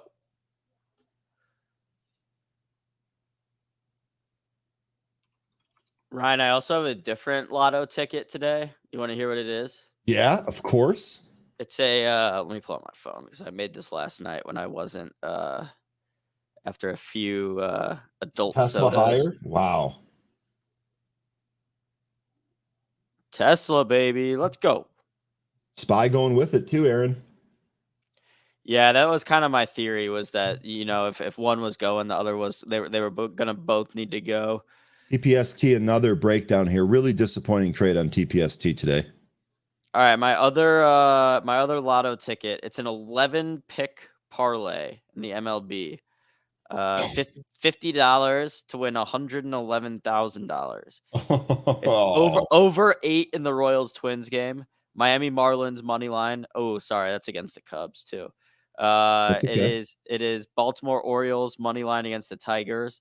It is Pittsburgh Pirates money line against the Nationals, Seattle Mariners, Boston Red Sox, White Sox, Braves, Phillies, Angels, and then to round it off, the Cardinals tonight playing in LA. So if that all hits, definitely drinks on me, Ryan. Okay, awesome. I think that the hardest leg of that parlay to close is going to be that Cardinals victory, I think. It might be, but my thought process had on to. it was, it's actually the latest game by about 2 hours. So if for whatever godforsaken reason the You other can buy it 10 out. Yeah. games it's 10 out of 10, I'll have the $100,000 riding on just the Cardinals game, which would be, I was thinking about, I was like, that'd be really fun and really stressful. But yeah, I could hedge it out. I could bet, like, what I would probably do in that situation, Ryan, is instead of selling the bet, I would probably bet like $5,000 on the Dodgers, just to Hedge it. ensure that I would make, like, in the worst case scenario, I still win a few $1,000s on the bet. And then, the Cardinals win, then I win like 95. You see what I'm saying? Well, speaking of this, let's consult the good old Magic 8 Ball and see if we can get a prediction on whether or not Aaron is going to win this. Okay, so we're going to do this. Magic 8 Ball, will Aaron successfully cash his 11-leg parlay today? See what we get here. Ask again later. Okay, so it looks like it is also waiting for the night game. Aaron, sorry we couldn't get you a better answer than that. 8 Ball's really been riding the fence recently.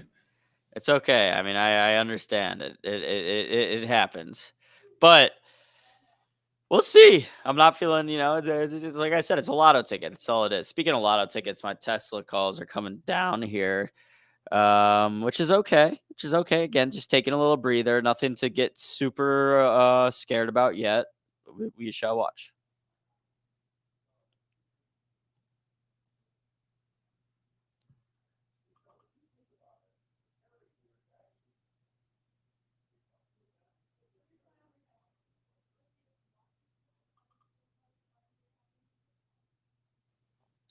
All right, now top's still open. I think this might be the longest time it's spent open today. Looks like it's tightening up a little bit here and moving higher on top. Stay focused. Stay focused is asking, AB, have you ever met someone who's hit something like that? I've never met someone, I don't think, who's hit an 11-leg parlay. There's a first time for everything. I have met someone who won like $60,000 or $70,000 at the casino on a bad beat or something at like a poker table. Have you ever heard about that, Ryan? No. What happened? He, like, I guess there was a jackpot at the poker tables at this casino for certain, like, scenarios, like if you hit a royal flush, etc. And this dude had like 4 of a kind and lost the hand somehow. I forget, maybe the dude had a different 4 of a kind. Yeah, I think that's what it was. They both had a 4 of a kind, and a guy had a bigger 4 of a kind, and he ended up winning like $60,000 or $70,000 on a poker hand. That's what I mean. If you lose a hand with quads to a higher quads, that's the sign that maybe stop playing poker that day. Luck is not in your favor. That's brutal. Yeah, Sabrina saying my daughter won $12K on slots last month. No, so it was stay focused. What happened was I was playing I was playing blackjack on my DraftKings account, made some money, and then I was like, you know what, I'll do with this free, let's go ahead and do something fun here. So I decided to do that. So you won money and then dumped it back into the casino. The age-old casino trick. Meggle still, by the way, beneath its VWAP, really struggling to get going here. Thought we'd see more action on a Meggle, but clearly people trading top. Top, by the way, halted here at 85.18 to the upside. Looks like Top's making another run at 100, honestly. Looks like Spy's making another little run too, as is Tesla. Come on, Spy. Come on.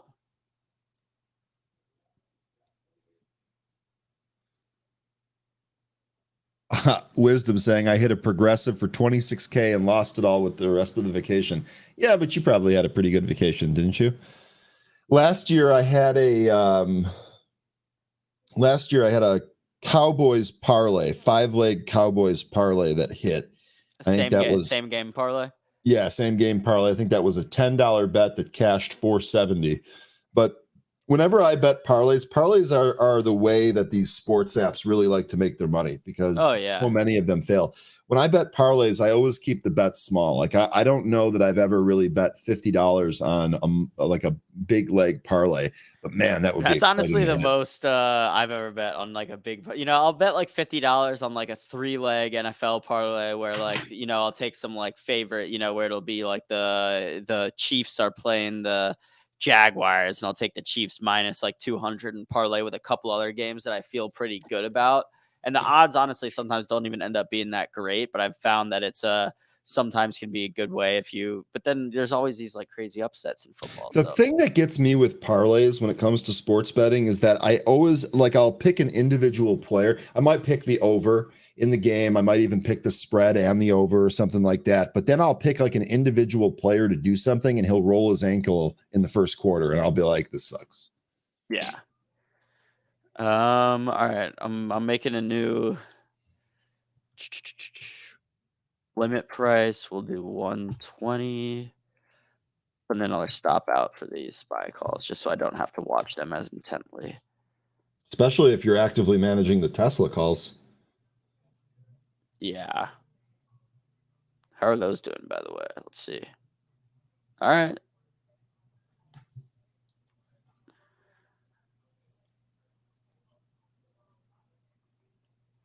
So again, I'm in the 162.50 Tesla calls, trying to see if those if we can get up there. We're getting close. Oh, 162. Crusader Trader here, another great comment.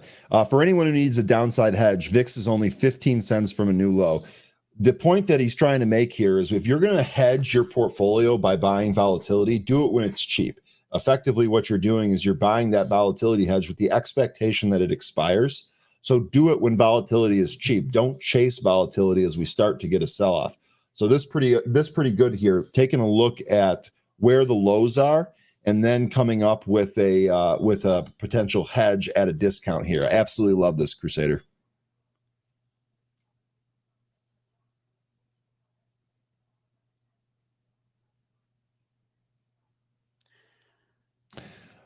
What do you use for your betting app, by the way? Sabrina's asking, AB, do you like DraftKings as a tool? I'm bagging DraftKings.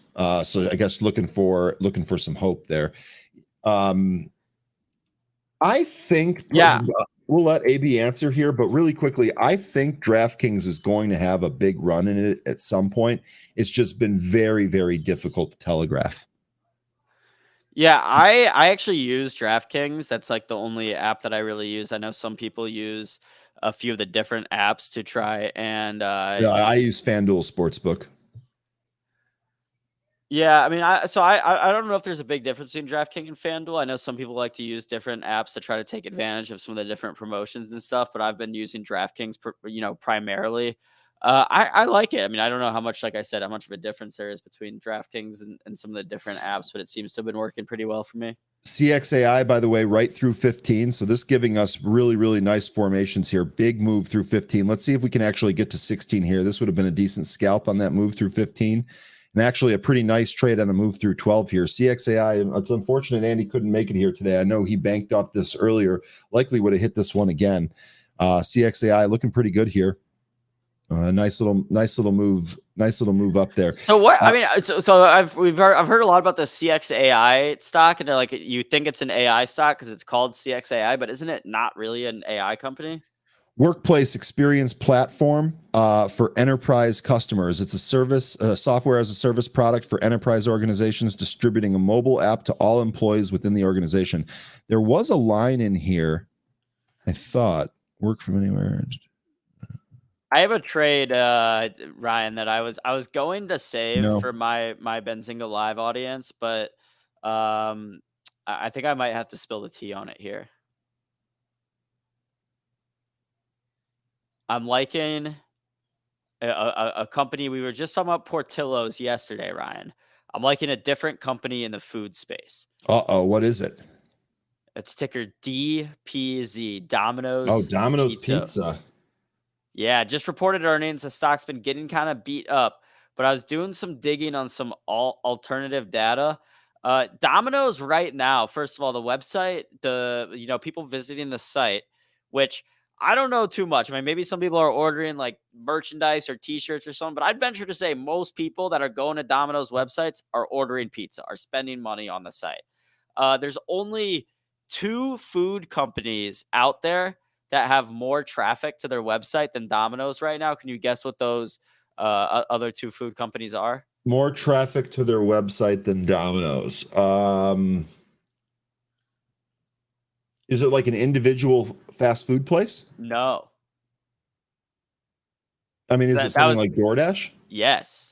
Okay. You're a smart guy, Ryan. So that was going to be my trick question, because it's going to be like, not like Chipotle or something. The only 2 food companies that have more, I think it was like DoorDash and Grubhub or something. So these other places where you can order a bunch of stuff versus Domino's is the highest like single name food place on the website rankings.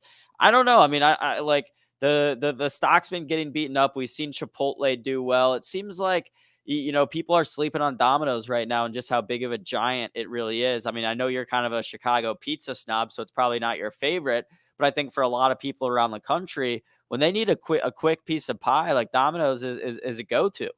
So one of the buddies that I play Tarkov with absolutely loves Domino's, seems to get it every weekend. And you're right about me being a Chicago pizza snob. I had Lou Malnati's last night and have it again for lunch today, so I can give no cares about Domino's pizza.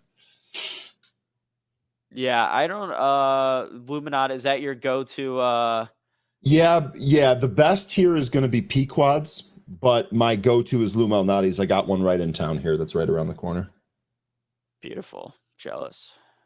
We have some good I had some good Detroit style pizza last night, some Jets. Or actually, it might have been Buddies. I don't remember. I've tried a bunch of them now. Jets, Buddies, Como's was really good. But my favorite one is Louie's. I just had that my last trip to Detroit. That place is outstanding. The cheese bread there is to die for. Well, I know you're going to be back up here again. So when do you get in, by the way? Next Wednesday morning. Oh, okay. So I'll see you. Just a quick we are going to be doing an all access today at 11 a.m. Agile Therapeutics, so exciting company there. Hope you guys stick around for that. We'll be talking to the CEO there. Really the best place, I mean, to get like inside access information to these companies straight with the executives live on Benzinga here. So a great opportunity for that. Sabrina, Jets 8 corner. Yeah, Sabrina knows. Domino's competition is frozen pizza, but you have to get up and cook it. So, I mean, I think like basically my thesis is essentially just that Domino's is so big that the stock with the price coming down in the stock as much as it has, eventually there's going to be some reversion to the mean there. I mean, you can see Domino's was once a $570 stock. There was a lot of talk about people being like, it's not just a pizza company. This is a tech play too. I don't really care about all that. I'm into it as a pizza company, not as a tech play. But I think from a chart perspective here, you can see ugly over the last few months, making lower lows. But at some sort of support right here, you can see we dipped back down to right where we were here, March 2021, bounced off of there. So yeah, I'm in on Domino's Pizza right around $320 a share. Probably will set a stop loss at around like 310 or so, but I'm hoping this one can run back up to 400. And real quick, a bunch of people in the chat shouting, FRC halted to the downside. Nice little sell-off here in FRC. I didn't see any fresh news, but moving through or moving down and into a downside halt here. FRC. Why? I mean, it's a bank. You would think a bank would be better at managing and holding money. It doesn't seem like that. It's down 95% over the last 3 months. There's a part of me, Ryan, that wants to buy some FRC right now. I need to be talked out of it by a sane person, but there's a part of me that wants to buy some right now. I don't want to talk you out of anything. Just understand that what you're doing is incredibly risky. Okay. You might get news of FRC failing over the week. Now, I'm not saying that's going to happen over the weekend. I'm not saying that's going to happen, But how it's would a that possibility. impact share price? It would go to zero. I know, I was kidding. It's AP. Oh, that's funny. And by the way, I want to answer this question here real quick. Stay Focused asking me, Ryan, what do you think of Detroit style pizza? I'll be honest, I really like it. I definitely prefer, if I had to only choose one, I definitely prefer a thicker style pizza than the New York style. But let me be very, very clear here, folks. Pizza is still pizza. It is a godly food, and any pizza is pretty much, it's hard to really screw up pizza. Yeah, I So actually I know that's a good not a good. I know that's like a popular take out there that people are like, pizza is one of those things where even if it's like bad pizza, it's still pizza, so it's pretty good. I kind of disagree. I really dislike like if it's not good pizza, it's not one of my favorite things to eat. yeah, I mean, I don't. When I was a kid, I used to have Tombstone, the homemade pizza, or not homemade, the one that you just bake off. I won't eat that anymore. But homemade pizza is really good. I like New York is good. I really like the Detroit style, and I've actually started to try some more of the Detroit style pizzas. Like I said, Louis is really, What about that's St. the Louis best style pizza I've ever pizza? had in Detroit. Say again. What about St. Louis style pizza? I don't think I know that offhand, but being as it's St. Louis, no, that would probably be on the lower end of Some the. emos? I'll get you some emos sometime. I think you'll. Hey, I'll try pizza anytime. Yeah. So you wanted to be talked out by a sane person here. We got a couple. Fourth Wave saying FRC cannot borrow any more cash from the Fed. It's closing over the weekend. Okay, so Fourth Wave going one step. I said it potentially could close over the weekend. Fourth Wave telling you it will close over the weekend. Voodoo also been doing this for a very long time. Has seen a lot of stuff in this business, saying I would not buy into FRC. I'd be on the lookout for future banking weakness later this year. Play the banks to the short side. Is what I'm watching for. So FRC open down to a 5 handle here, moving lower on FRC. It's going to break 5, and we're below 5 now on FRC. All right, I'm going to buy just one share. Okay. I'm in at 488. Oh, God, it's going down. It's 480 right now. I've already lost money. Why? You guys should have told me not to do this. AB literally stupid. gaslighting the chat as we speak. Why did you guys tell me to buy FRC? It's okay. I bought one share for $4. But This is hey, going to be halted at I'm pretty sure this is going to be halted at 475 if this holds. By the way, top halted at 97.57, so that $100 move looks like that's definitely happening. you want to see me teleport, Ryan? Sure. I don't think I know what I'm in for here, but teleporting sounds cool.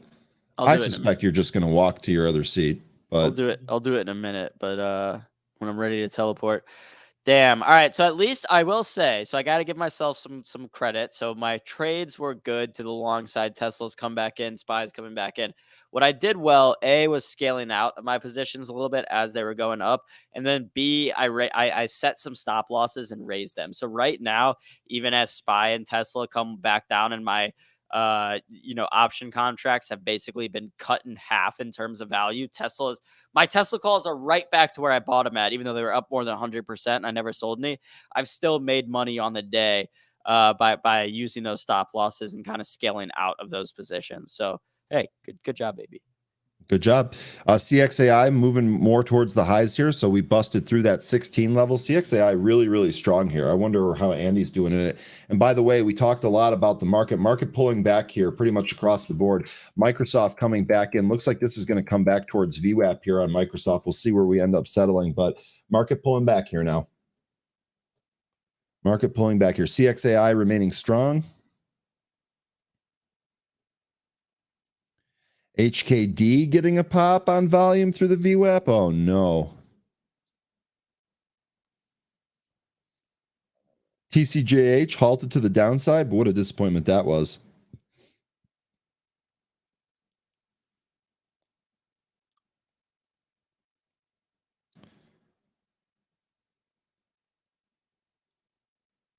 Tesla backing off those highs too. So having another regression back to the mean here. VIX popping back to the 1650 handle.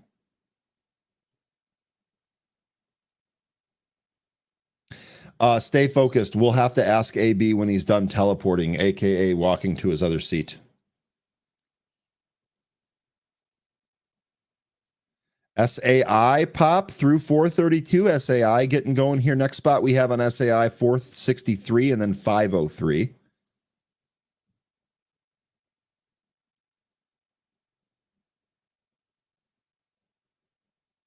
Watch for the top unhalt, says Crow. Top is unhalted here. First move down.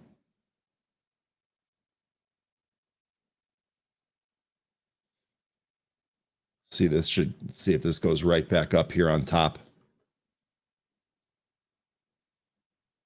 My chart looks, it's having trouble following it. So is my broker here.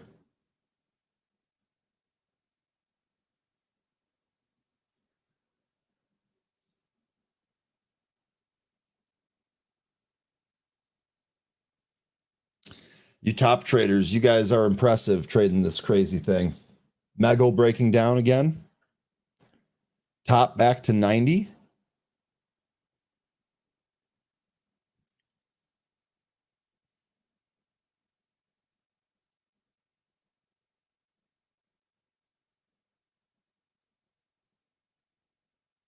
Top now through 90 to the downside.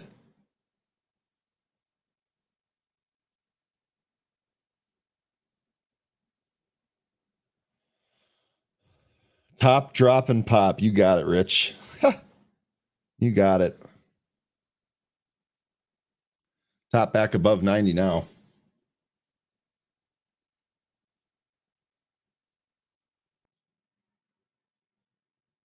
Microsoft still continuing to come in. Market kind of holding this pullback, not looking like it's extending that downside move, but it's early. We're not done here yet.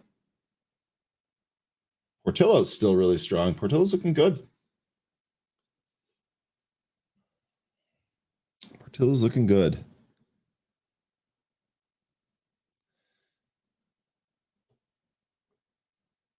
Let's see, let me check the rest of the scanner here. TPST, UCAR, none of this really looking great.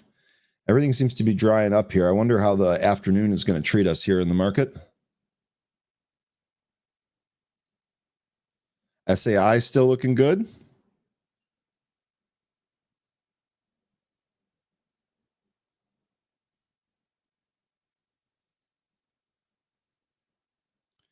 Still haven't seen much notable from the option scanner here today. I know the 0 DTE options are probably the ones that are getting played.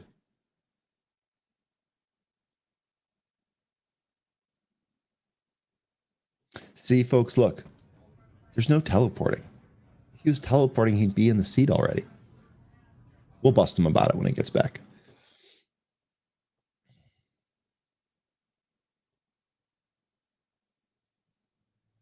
SAI right to the highs. Top at 95 here. 97, man, top. This is going for 100 for sure. Above 100. That was fast. This is just crazy stuff out there. Crazy, crazy stuff.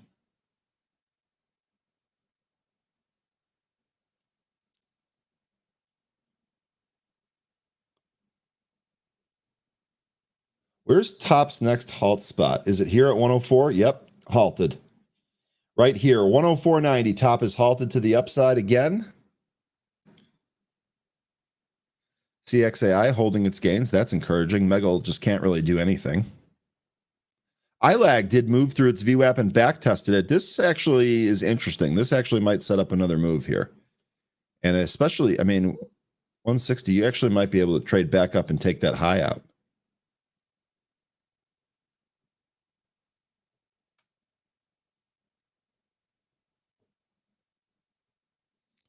We'll wait the top halt out.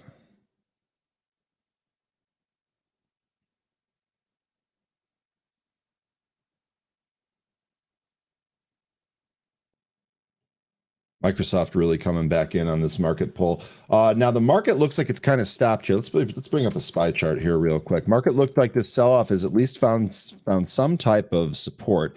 We'll see if we end up trading back up here.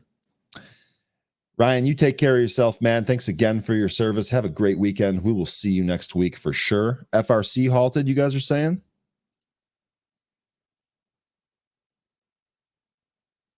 $4.99.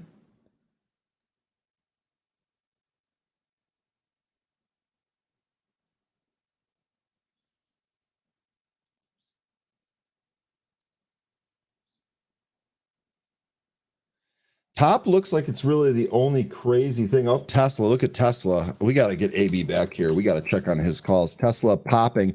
That little pullback here met with buyers. Boom. New highs here on Tesla. Let's see where we're at on the daily outlook here. Yeah, a little bit more here today. We might actually fill this gap back up to the 180s. I wonder how his Tesla Lottos are doing.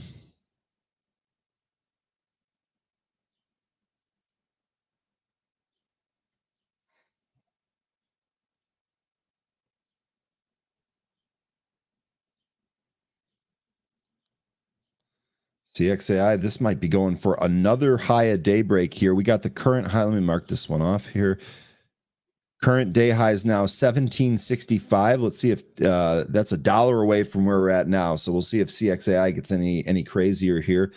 Still waiting on top. I don't think this is only. I think this might be another 10-minute hold actually. Halt. Excuse me. Tesla still at the highs. Apple pulling back here a little bit.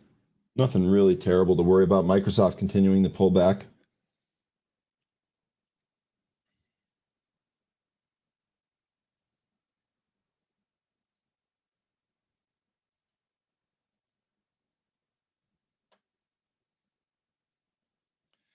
WLGS, maybe this drifts back up for the VWAP. We do have some volume pops in here, but want to see a sustained volume expansion before we try trading it. SAI going for that 450 again.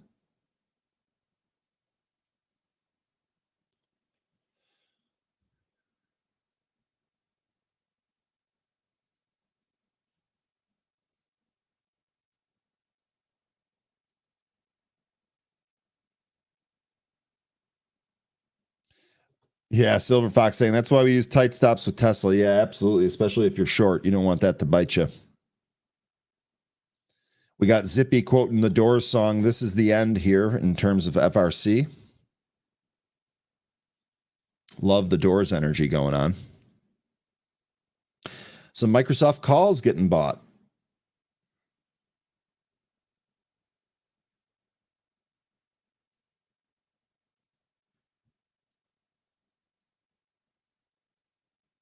Still waiting on top to resume here.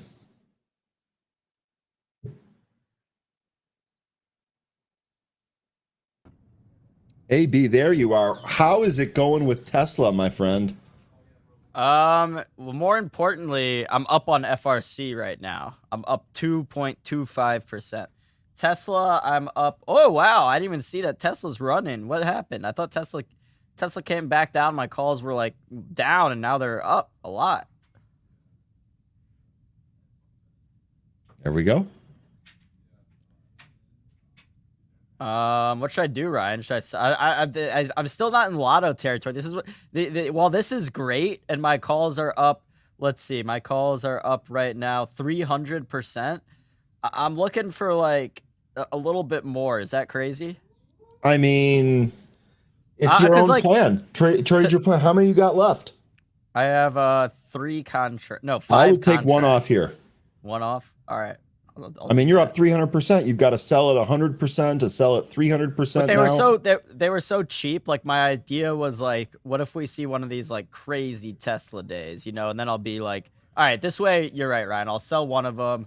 I'll basically cover my whole cost basis of all 5 contracts by selling just one, which is what I just did. And there you go. Now the rest of your trade here is free. Let that run. That's how I would do it. Let it run, baby. All right. Top unhalted here. 110, 124. What? Oh my goodness. Top just absolutely wild here today, folks.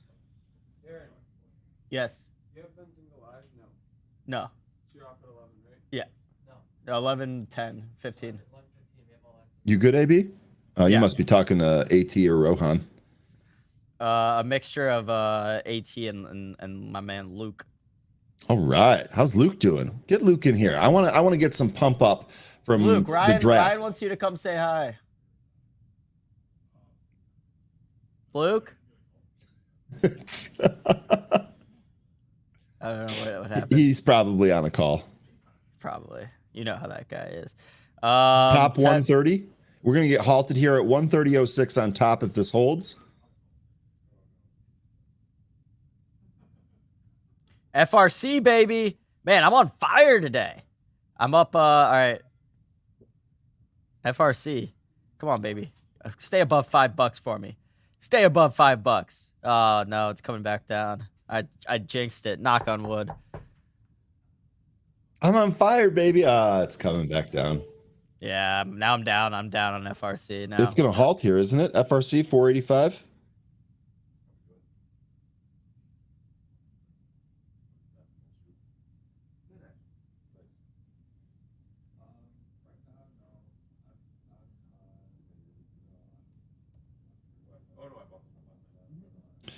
Dan, good morning, Dan. Happy Friday. I'd love to hear your thoughts on the draft too. Save one of those contracts for a gap fill to 176.76 on Tesla.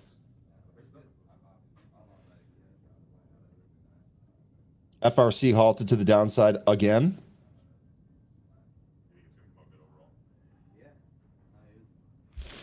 All right, my Tesla calls are coming back down a little bit. Just trimmed some more.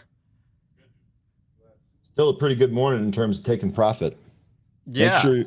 Make sure you walk away from the market with your profit, unlike the casino. You're right. Well, we'll see. I mean, I could profit big from the casino. It's to be determined if this 11-leg parlay hits. I mean, I expect a absolutely blacked out call from you at 1 o'clock in the morning if you win 100K plus on a parlay. Yeah, I'm just going to throw the expectations out there now, Aaron. If it hits when you get in town next Wednesday, we'll celebrate. I'll take you out to whatever your favorite bottle of whiskey is or whatever. We'll go run up a tab somewhere. Spend $1,000 at a bar. Hey, you're not going to get me to say no to that, Aaron. Let's go, Aaron's parlay. Let's go. I already forgot what all the legs are. I don't even know what time the games. I don't think the games start till later today, unfortunately. No, I don't think we have any afternoon games here today. No, they're all like night games, so it's gonna.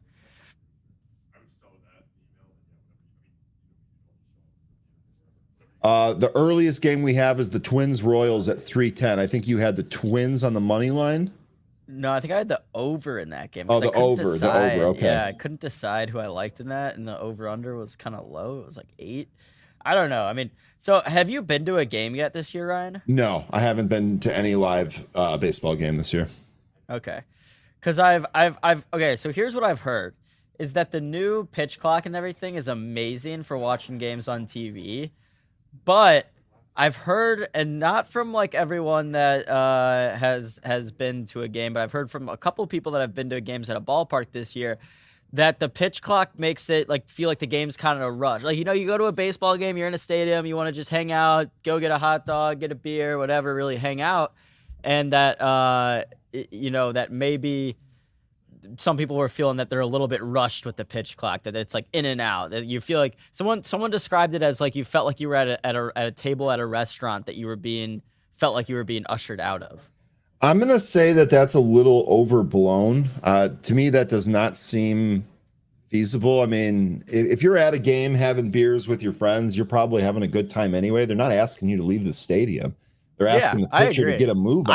I haven't been to a game yet, by the way. So actually I did. I stopped by the Tigers game on opening day. My friend had an extra ticket and I was working, but after work I went and the game started at like 1. I went at like 3 or something, and I was surprised because we worked till 5 though, right? I mean, yeah. Yeah. Yeah, I know. I took an hour off and went and sat down. And then by the time I got there, it was like the 7th inning. And then, you know, I was there for like 30 minutes and the game was over. And then I came back to the office. So it was actually quick and easy and fun. I feel like when I go and sit down for a full game, I'll enjoy it. Cause like, I don't like when the games take like 3.5 hours anyway. Yeah, I understand why they do it. I think the funniest thing that happened, Cody Bellinger went back to LA, got a standing ovation from the crowd, and the ump called a strike on him because of the pitch clock. That was kind of entertaining. I did see that. That was funny. Yeah, that was pretty funny.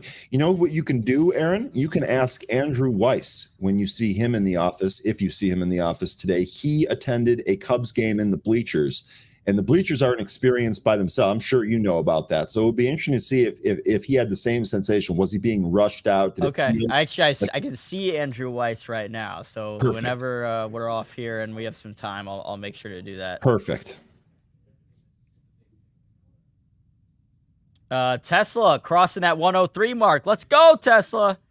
Sabrina said AB using mom voice. When was I using a mom voice? I don't know. Either way, I'll take that as a compliment. Moms are awesome. It's almost Mother's Day, too.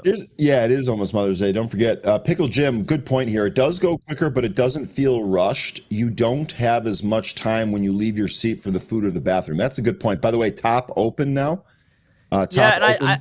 I think to that point, like, I like at baseball games the fact that, like, you feel like you can go get a hot dog and a beer and, like, take your time and feel like you're not missing much, you know? So if you're feeling like, okay, if you're going to get a beer and then you got to get back to your seats, I can kind of see that. I think overall, no matter what, even if that in-game experience is slightly altered, I think it's still to the benefit of the sport and a positive.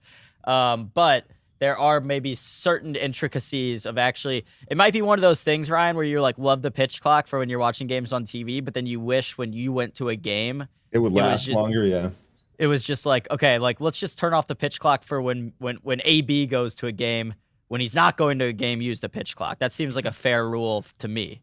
Yeah. To you, I'm sure it does. To the rest of the universe, seems a little silly, but good energy right there. Good Friday energy. By the way, top halted here, 144.10 to the upside.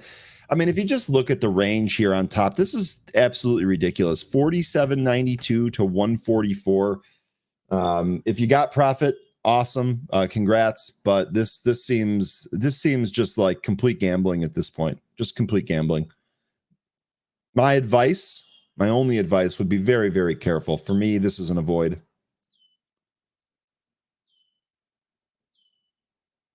Tesla and SPY both kind of pulling back here.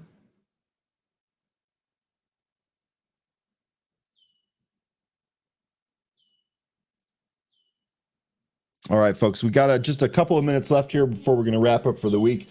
I personally want to thank everyone here for being so great. You guys did a ton of participation, a ton of help, ton of education, ton of calls. Very informative. We do, I say it all the time, we have the best community on the internet in this room. We're having a lot of fun. And don't forget, Mitch will be back next week. So one of the things we have to do is we have to probe Mitch for as much information about the cruise lines as we can. How was the cruise? How was the foot traffic? How was the quality of everything? I'm sure it was enjoyable, but want to get some more details. Maybe we can actually turn that into some boots on the ground knowledge, if you will, for potential trades. I know that there were a bunch of people in here asking about what we thought about the cruise lines and if they're good trades and all of that. I'm a little skeptical as far as trading actually goes, but hopefully Mitch can give us some insight when he returns next week. We also expect to have Zunaid next week. And as a reminder, don't forget, the three of us are going to be doing a small account challenge coming up here by one of our sponsors. So really, really looking forward to that. We thank the sponsor. We'll talk some more about that next week. But really, really excited. It's been a long time since I've done small account trading. I'm not going to have the ability to day trade because I'm not going to have a pattern day trader account. But we're still going to try and find some opportunities. We're still going to try and find some different things to trade, and we're going to try and grow that small account and then teach you along the way how we ended up doing that. So really looking forward to that going forward here. What do you got lined up for the weekend, Aaron? For the weekend, honestly, not a lot of plans. I'm excited to kind of just take a chill weekend. I've got a lot of housekeeping stuff, catch up on laundry, clean the room, stuff like that I'm going to try and complete all before Monday, because I'll be out of town next weekend. So this will be my kind of chance to do that. As far as content goes for the rest of the day, here in a couple minutes, I'll be talking to the Agile Therapeutics chairman and CEO, Altomari. So I'm excited for that. That should be a great all-access segment. Excellent. Again, all-access is like the best play. You won't find another place on YouTube that you're able to get this like inside information and access, connect directly with the executives at these publicly traded companies. So I'm excited for that. That will be coming up in just a minute here. But Ryan, I got to give you some major props this week. You really carried the load. It's early in the season, I know, but you get the MVP award for this week. So you can go ahead and tell Mitch that you're the reigning MVP of live trading with Benzinga, because you did a great job carrying the weight this week. I know, Mitch was out. You had Zunaid traveling as well. And we had some great guests, but you were really, carrying the weight of the show. So I appreciate you. I appreciate you. And believe me, I will absolutely take that opportunity to tell Mitch that I am the MVP. Hopefully it doesn't slap me back in the face, because again, with this small account challenge, Mitch is pretty good and knows what he's doing. So really, really excited. I also have to spread the congratulations around again to the community. They really, really helped. Special thanks to Andy from Mighty Soldiers Trades, who joined us multiple days this week. Really appreciate that. We looked for having some more guests here, so it was fun. AB, good luck on your interview. Really looking forward to the interview with Al. Have a good one. Enjoy your weekend, and we'll see you next week. Yeah, I'll see you next Wednesday. Looking forward to it. Alrighty, guys, let's go. Oops, sorry about that, Ryan. Let's go ahead and transition into our all-access interview. Again, we are going to be talking to the Agile Therapeutics CEO and Chairman, Altomari, ticker AGRX, as you can see right up, where is it? Right up there, AGRX, top corner of the screen. Without further ado, I think let's go ahead and give Al one of our very special Zinger Nation welcomes. And when we come back, we'll or actually let's just bring Al on the stream. We have a little bumper video. Let's do it.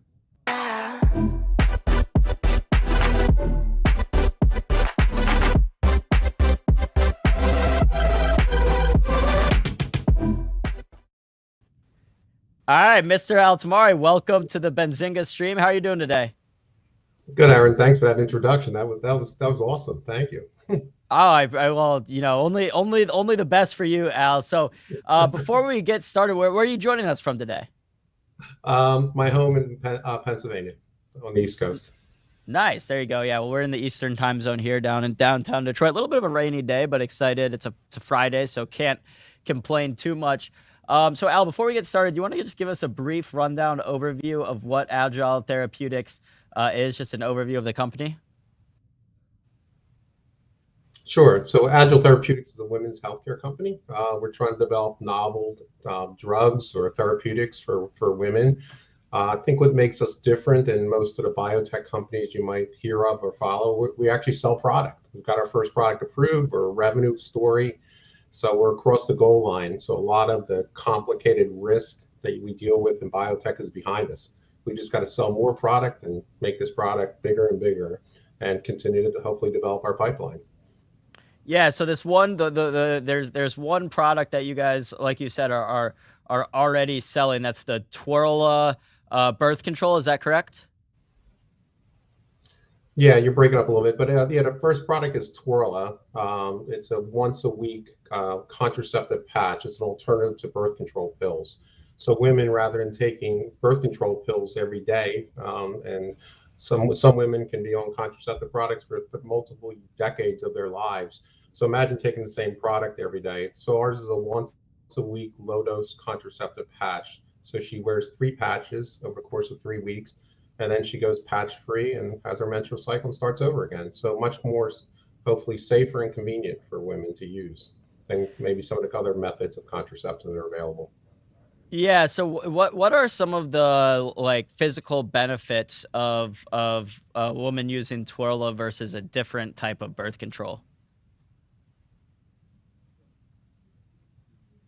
Yeah, I mean, there's probably 2 types of birth control, Aaron. There's overwhelmingly birth control pills, have ruled the roost for multiple decades.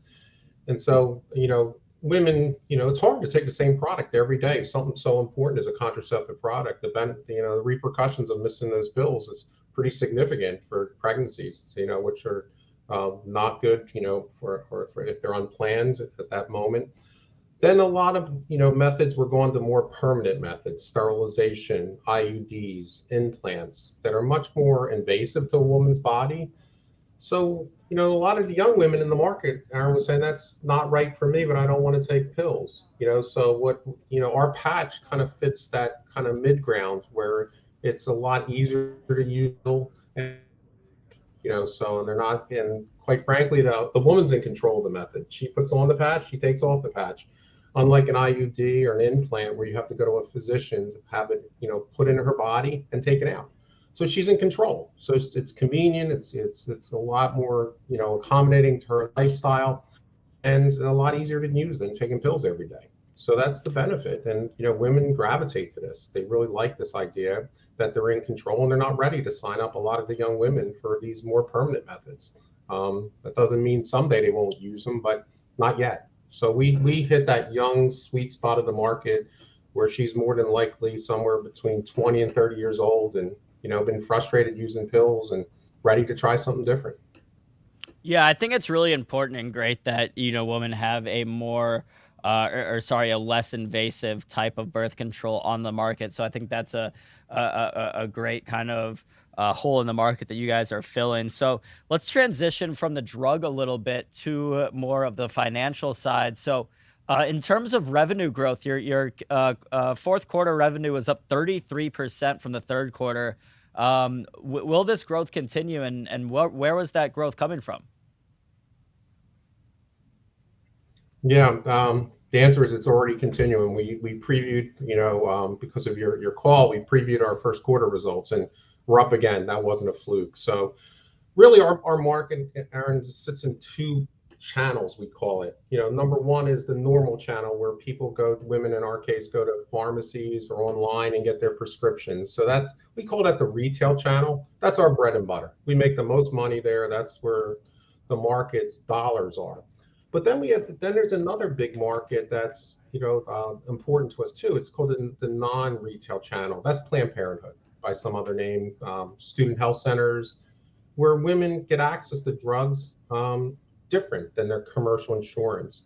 So we put a stake in the ground, said we're going to play in both channels. And what that meant, Aaron, last year, in second quarter and into the third quarter, we really flipped this business. It's on a tear right now. Our business is on a wild growth spurt. Just to put in perspective, the second quarter of last year, in 9 months we doubled the business. So from the third quarter of 21 to the second quarter of 22, we doubled. And from the second quarter of 22 to what we just reported in the first quarter, we doubled again. So every 9 months or so, we're doubling this business, which just is an amazing ride, for a company. And we have our sights on, making this business a single product company throw off cash by the end of this year. Just to put in perspective, and most biotech companies never get their products approved or marketed themselves. And I'm not aware of companies that can actually say we can throw off enough cash to make the business revenue to make the place throw off cash with one product in our bag. Our sales force can handle more than one product. We'd love to get another product in their bag. But that's the kind of wild ride we're on. So we posted another 20% last night, Aaron. So we're up again. Both channels were up about 20%, which is great. And the other big story is while we're growing, we cut our OpEx in half. So we doubled our business and cut the OpEx in half. So we're spending less money. We built a more efficient model to market this drug. So we're consuming less capital, which is great for the business. We're growing on a tear. But also important, we think this business can scale. So if we get another product or we want to grow again, we can do it. So we figured this thing out. So we're quite proud of it. So it isn't a fluke, Aaron. So we're on a wild ride right now. So once and for all, we know how to market this drug. Yeah, I mean, that's some incredible growth right there. So congratulations on that, Al. I'm curious where did a lot of this cost cutting come from? How did you cut operating expenses by so much in that same period that you, of course, were also growing revenue? Really figured this thing out. A big part of a lot of times people start hiring staff, including us ourselves. We try to do everything ourselves. We have a lot of fixed costs we're carrying, and then, we just said we just can't do that anymore. So we started partnering. The short story is we started partnering. For instance, all that growth we're getting from Planned Parenthood comes from our partner Faxes. Their sales force calls on Planned Parenthood, not us. So, and then if they get a sale, which they do, we give them a cut. We pay them economics. So they have an incentive to do a good job. They're carrying the fixed overhead. So the short story on the OpEx is we've converted fixed cost to variable. So our sales go up, I spend money. If they don't go up, I don't spend money. So, and then we reduced our footprint ourselves and our sales force. There's 5 big states in this union that have about 45% of the population. It's Florida, California, Texas, Illinois. That's our bread and butter. So we reduced our sales footprint to focus on those 5 states, and saying let's go deeper than Y around. So that made the model a lot more efficient. So we're able to reduce our own sales force footprint, and then we also cut a lot of costs in the internal environment. So we leaned up. But I think in that order, converting fixed cost to variable, reducing our sales footprint, and making some hard decisions in the home office. And I think the proof is in our putting on our results. We're more efficient, we're more focused, and we're closing that gap between sales and OpEx. So we want to cross that line and throw some cash and make this business sustainable. Yeah. Well, again, I mean, that's just some incredible growth, especially while cutting operating expenses. So speaking, just in terms, we're just talking about the financials, now transitioning a little bit to the stock and the stock price.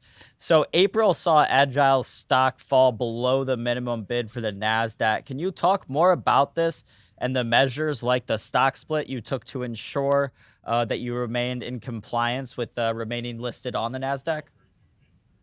Yeah, I mean, it's hard not to talk about the macros a little bit, Aaron. I mean, there's over 700 publicly traded biotech companies. In all reality, that's probably too many. That's a lot of mouths to feed for investors.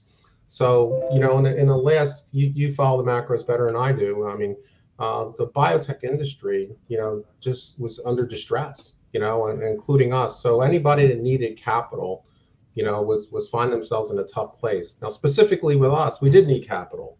So we were caught in that, that middle of just building our sales force, starting to put up some of the numbers I said. So the macros weren't helping us, so certainly that didn't help us. And then clearly we needed more cash. So we were one of many companies that needed cash. And I think it's reflected in the stock price. And then the third thing, which, the whole environment of women's health, you can't even wake up in the morning and look at the newspapers without seeing some controversy about women's health. This week it's the abortion controversies.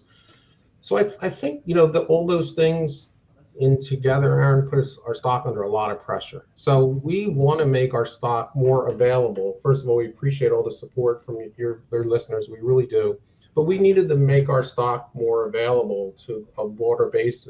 So we just had to face it and do a reverse to get back in compliance with NASDAQ. And, that's important. The institutional investors a lot of times can't play in stocks, under a buck, certainly under a buck. A lot of times they want to see it at 5, so to make our kind of more attractive to more investors, we're not trying to alienate our existing investors. We're trying to open the net for a wider group of investors. We made a very difficult decision to do a reverse, and, it's behind us, and hopefully, people will look at us now based on our business performance and not worrying about NASDAQ compliance. I want people to worry about our growth. Can I sustain this growth? Not can I stay in compliance with NASDAQ? So hopefully it's behind us, and new day. It's a new day for the company.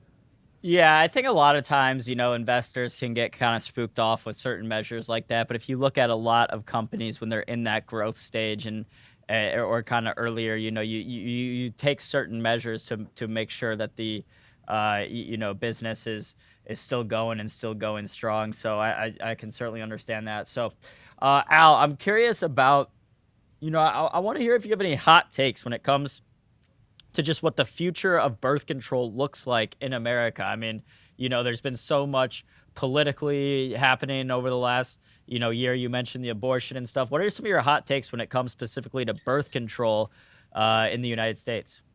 It's the best public policy in the country. The birth control is so cheap compared to the repercussions of you know, a woman having a child that's either unplanned or and let's call for what it is, or unwanted, right? So the cost of this medicine is really cheap. And no matter what side of the abortion debate you sit on, and I know it's a very highly politicized debate, birth control pills is the answer, or birth control, in our case, a birth control patch is the answer. If you want to reduce the abortions in this country, you know, if that's your metric, your birth control is your answer. So I think it's here. I think the politicians on both sides of the aisle get it.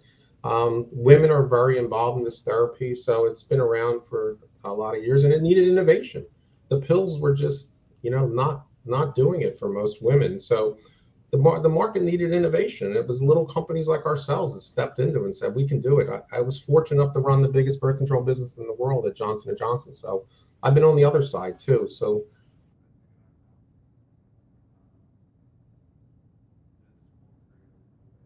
I think our group on the big guys, if you will, from birth, which is great. So yeah, the market's speaking to us. So I think.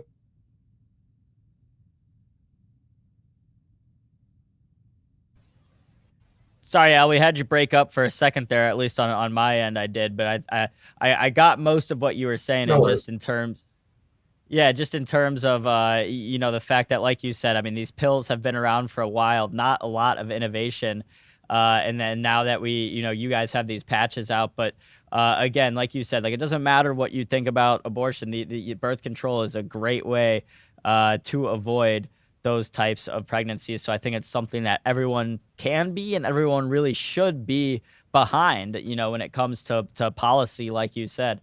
Well, Al, this has been an absolutely great conversation. I've learned a lot more about women's health and birth control. So thank you for hopping on Benzinga's All Access with us today.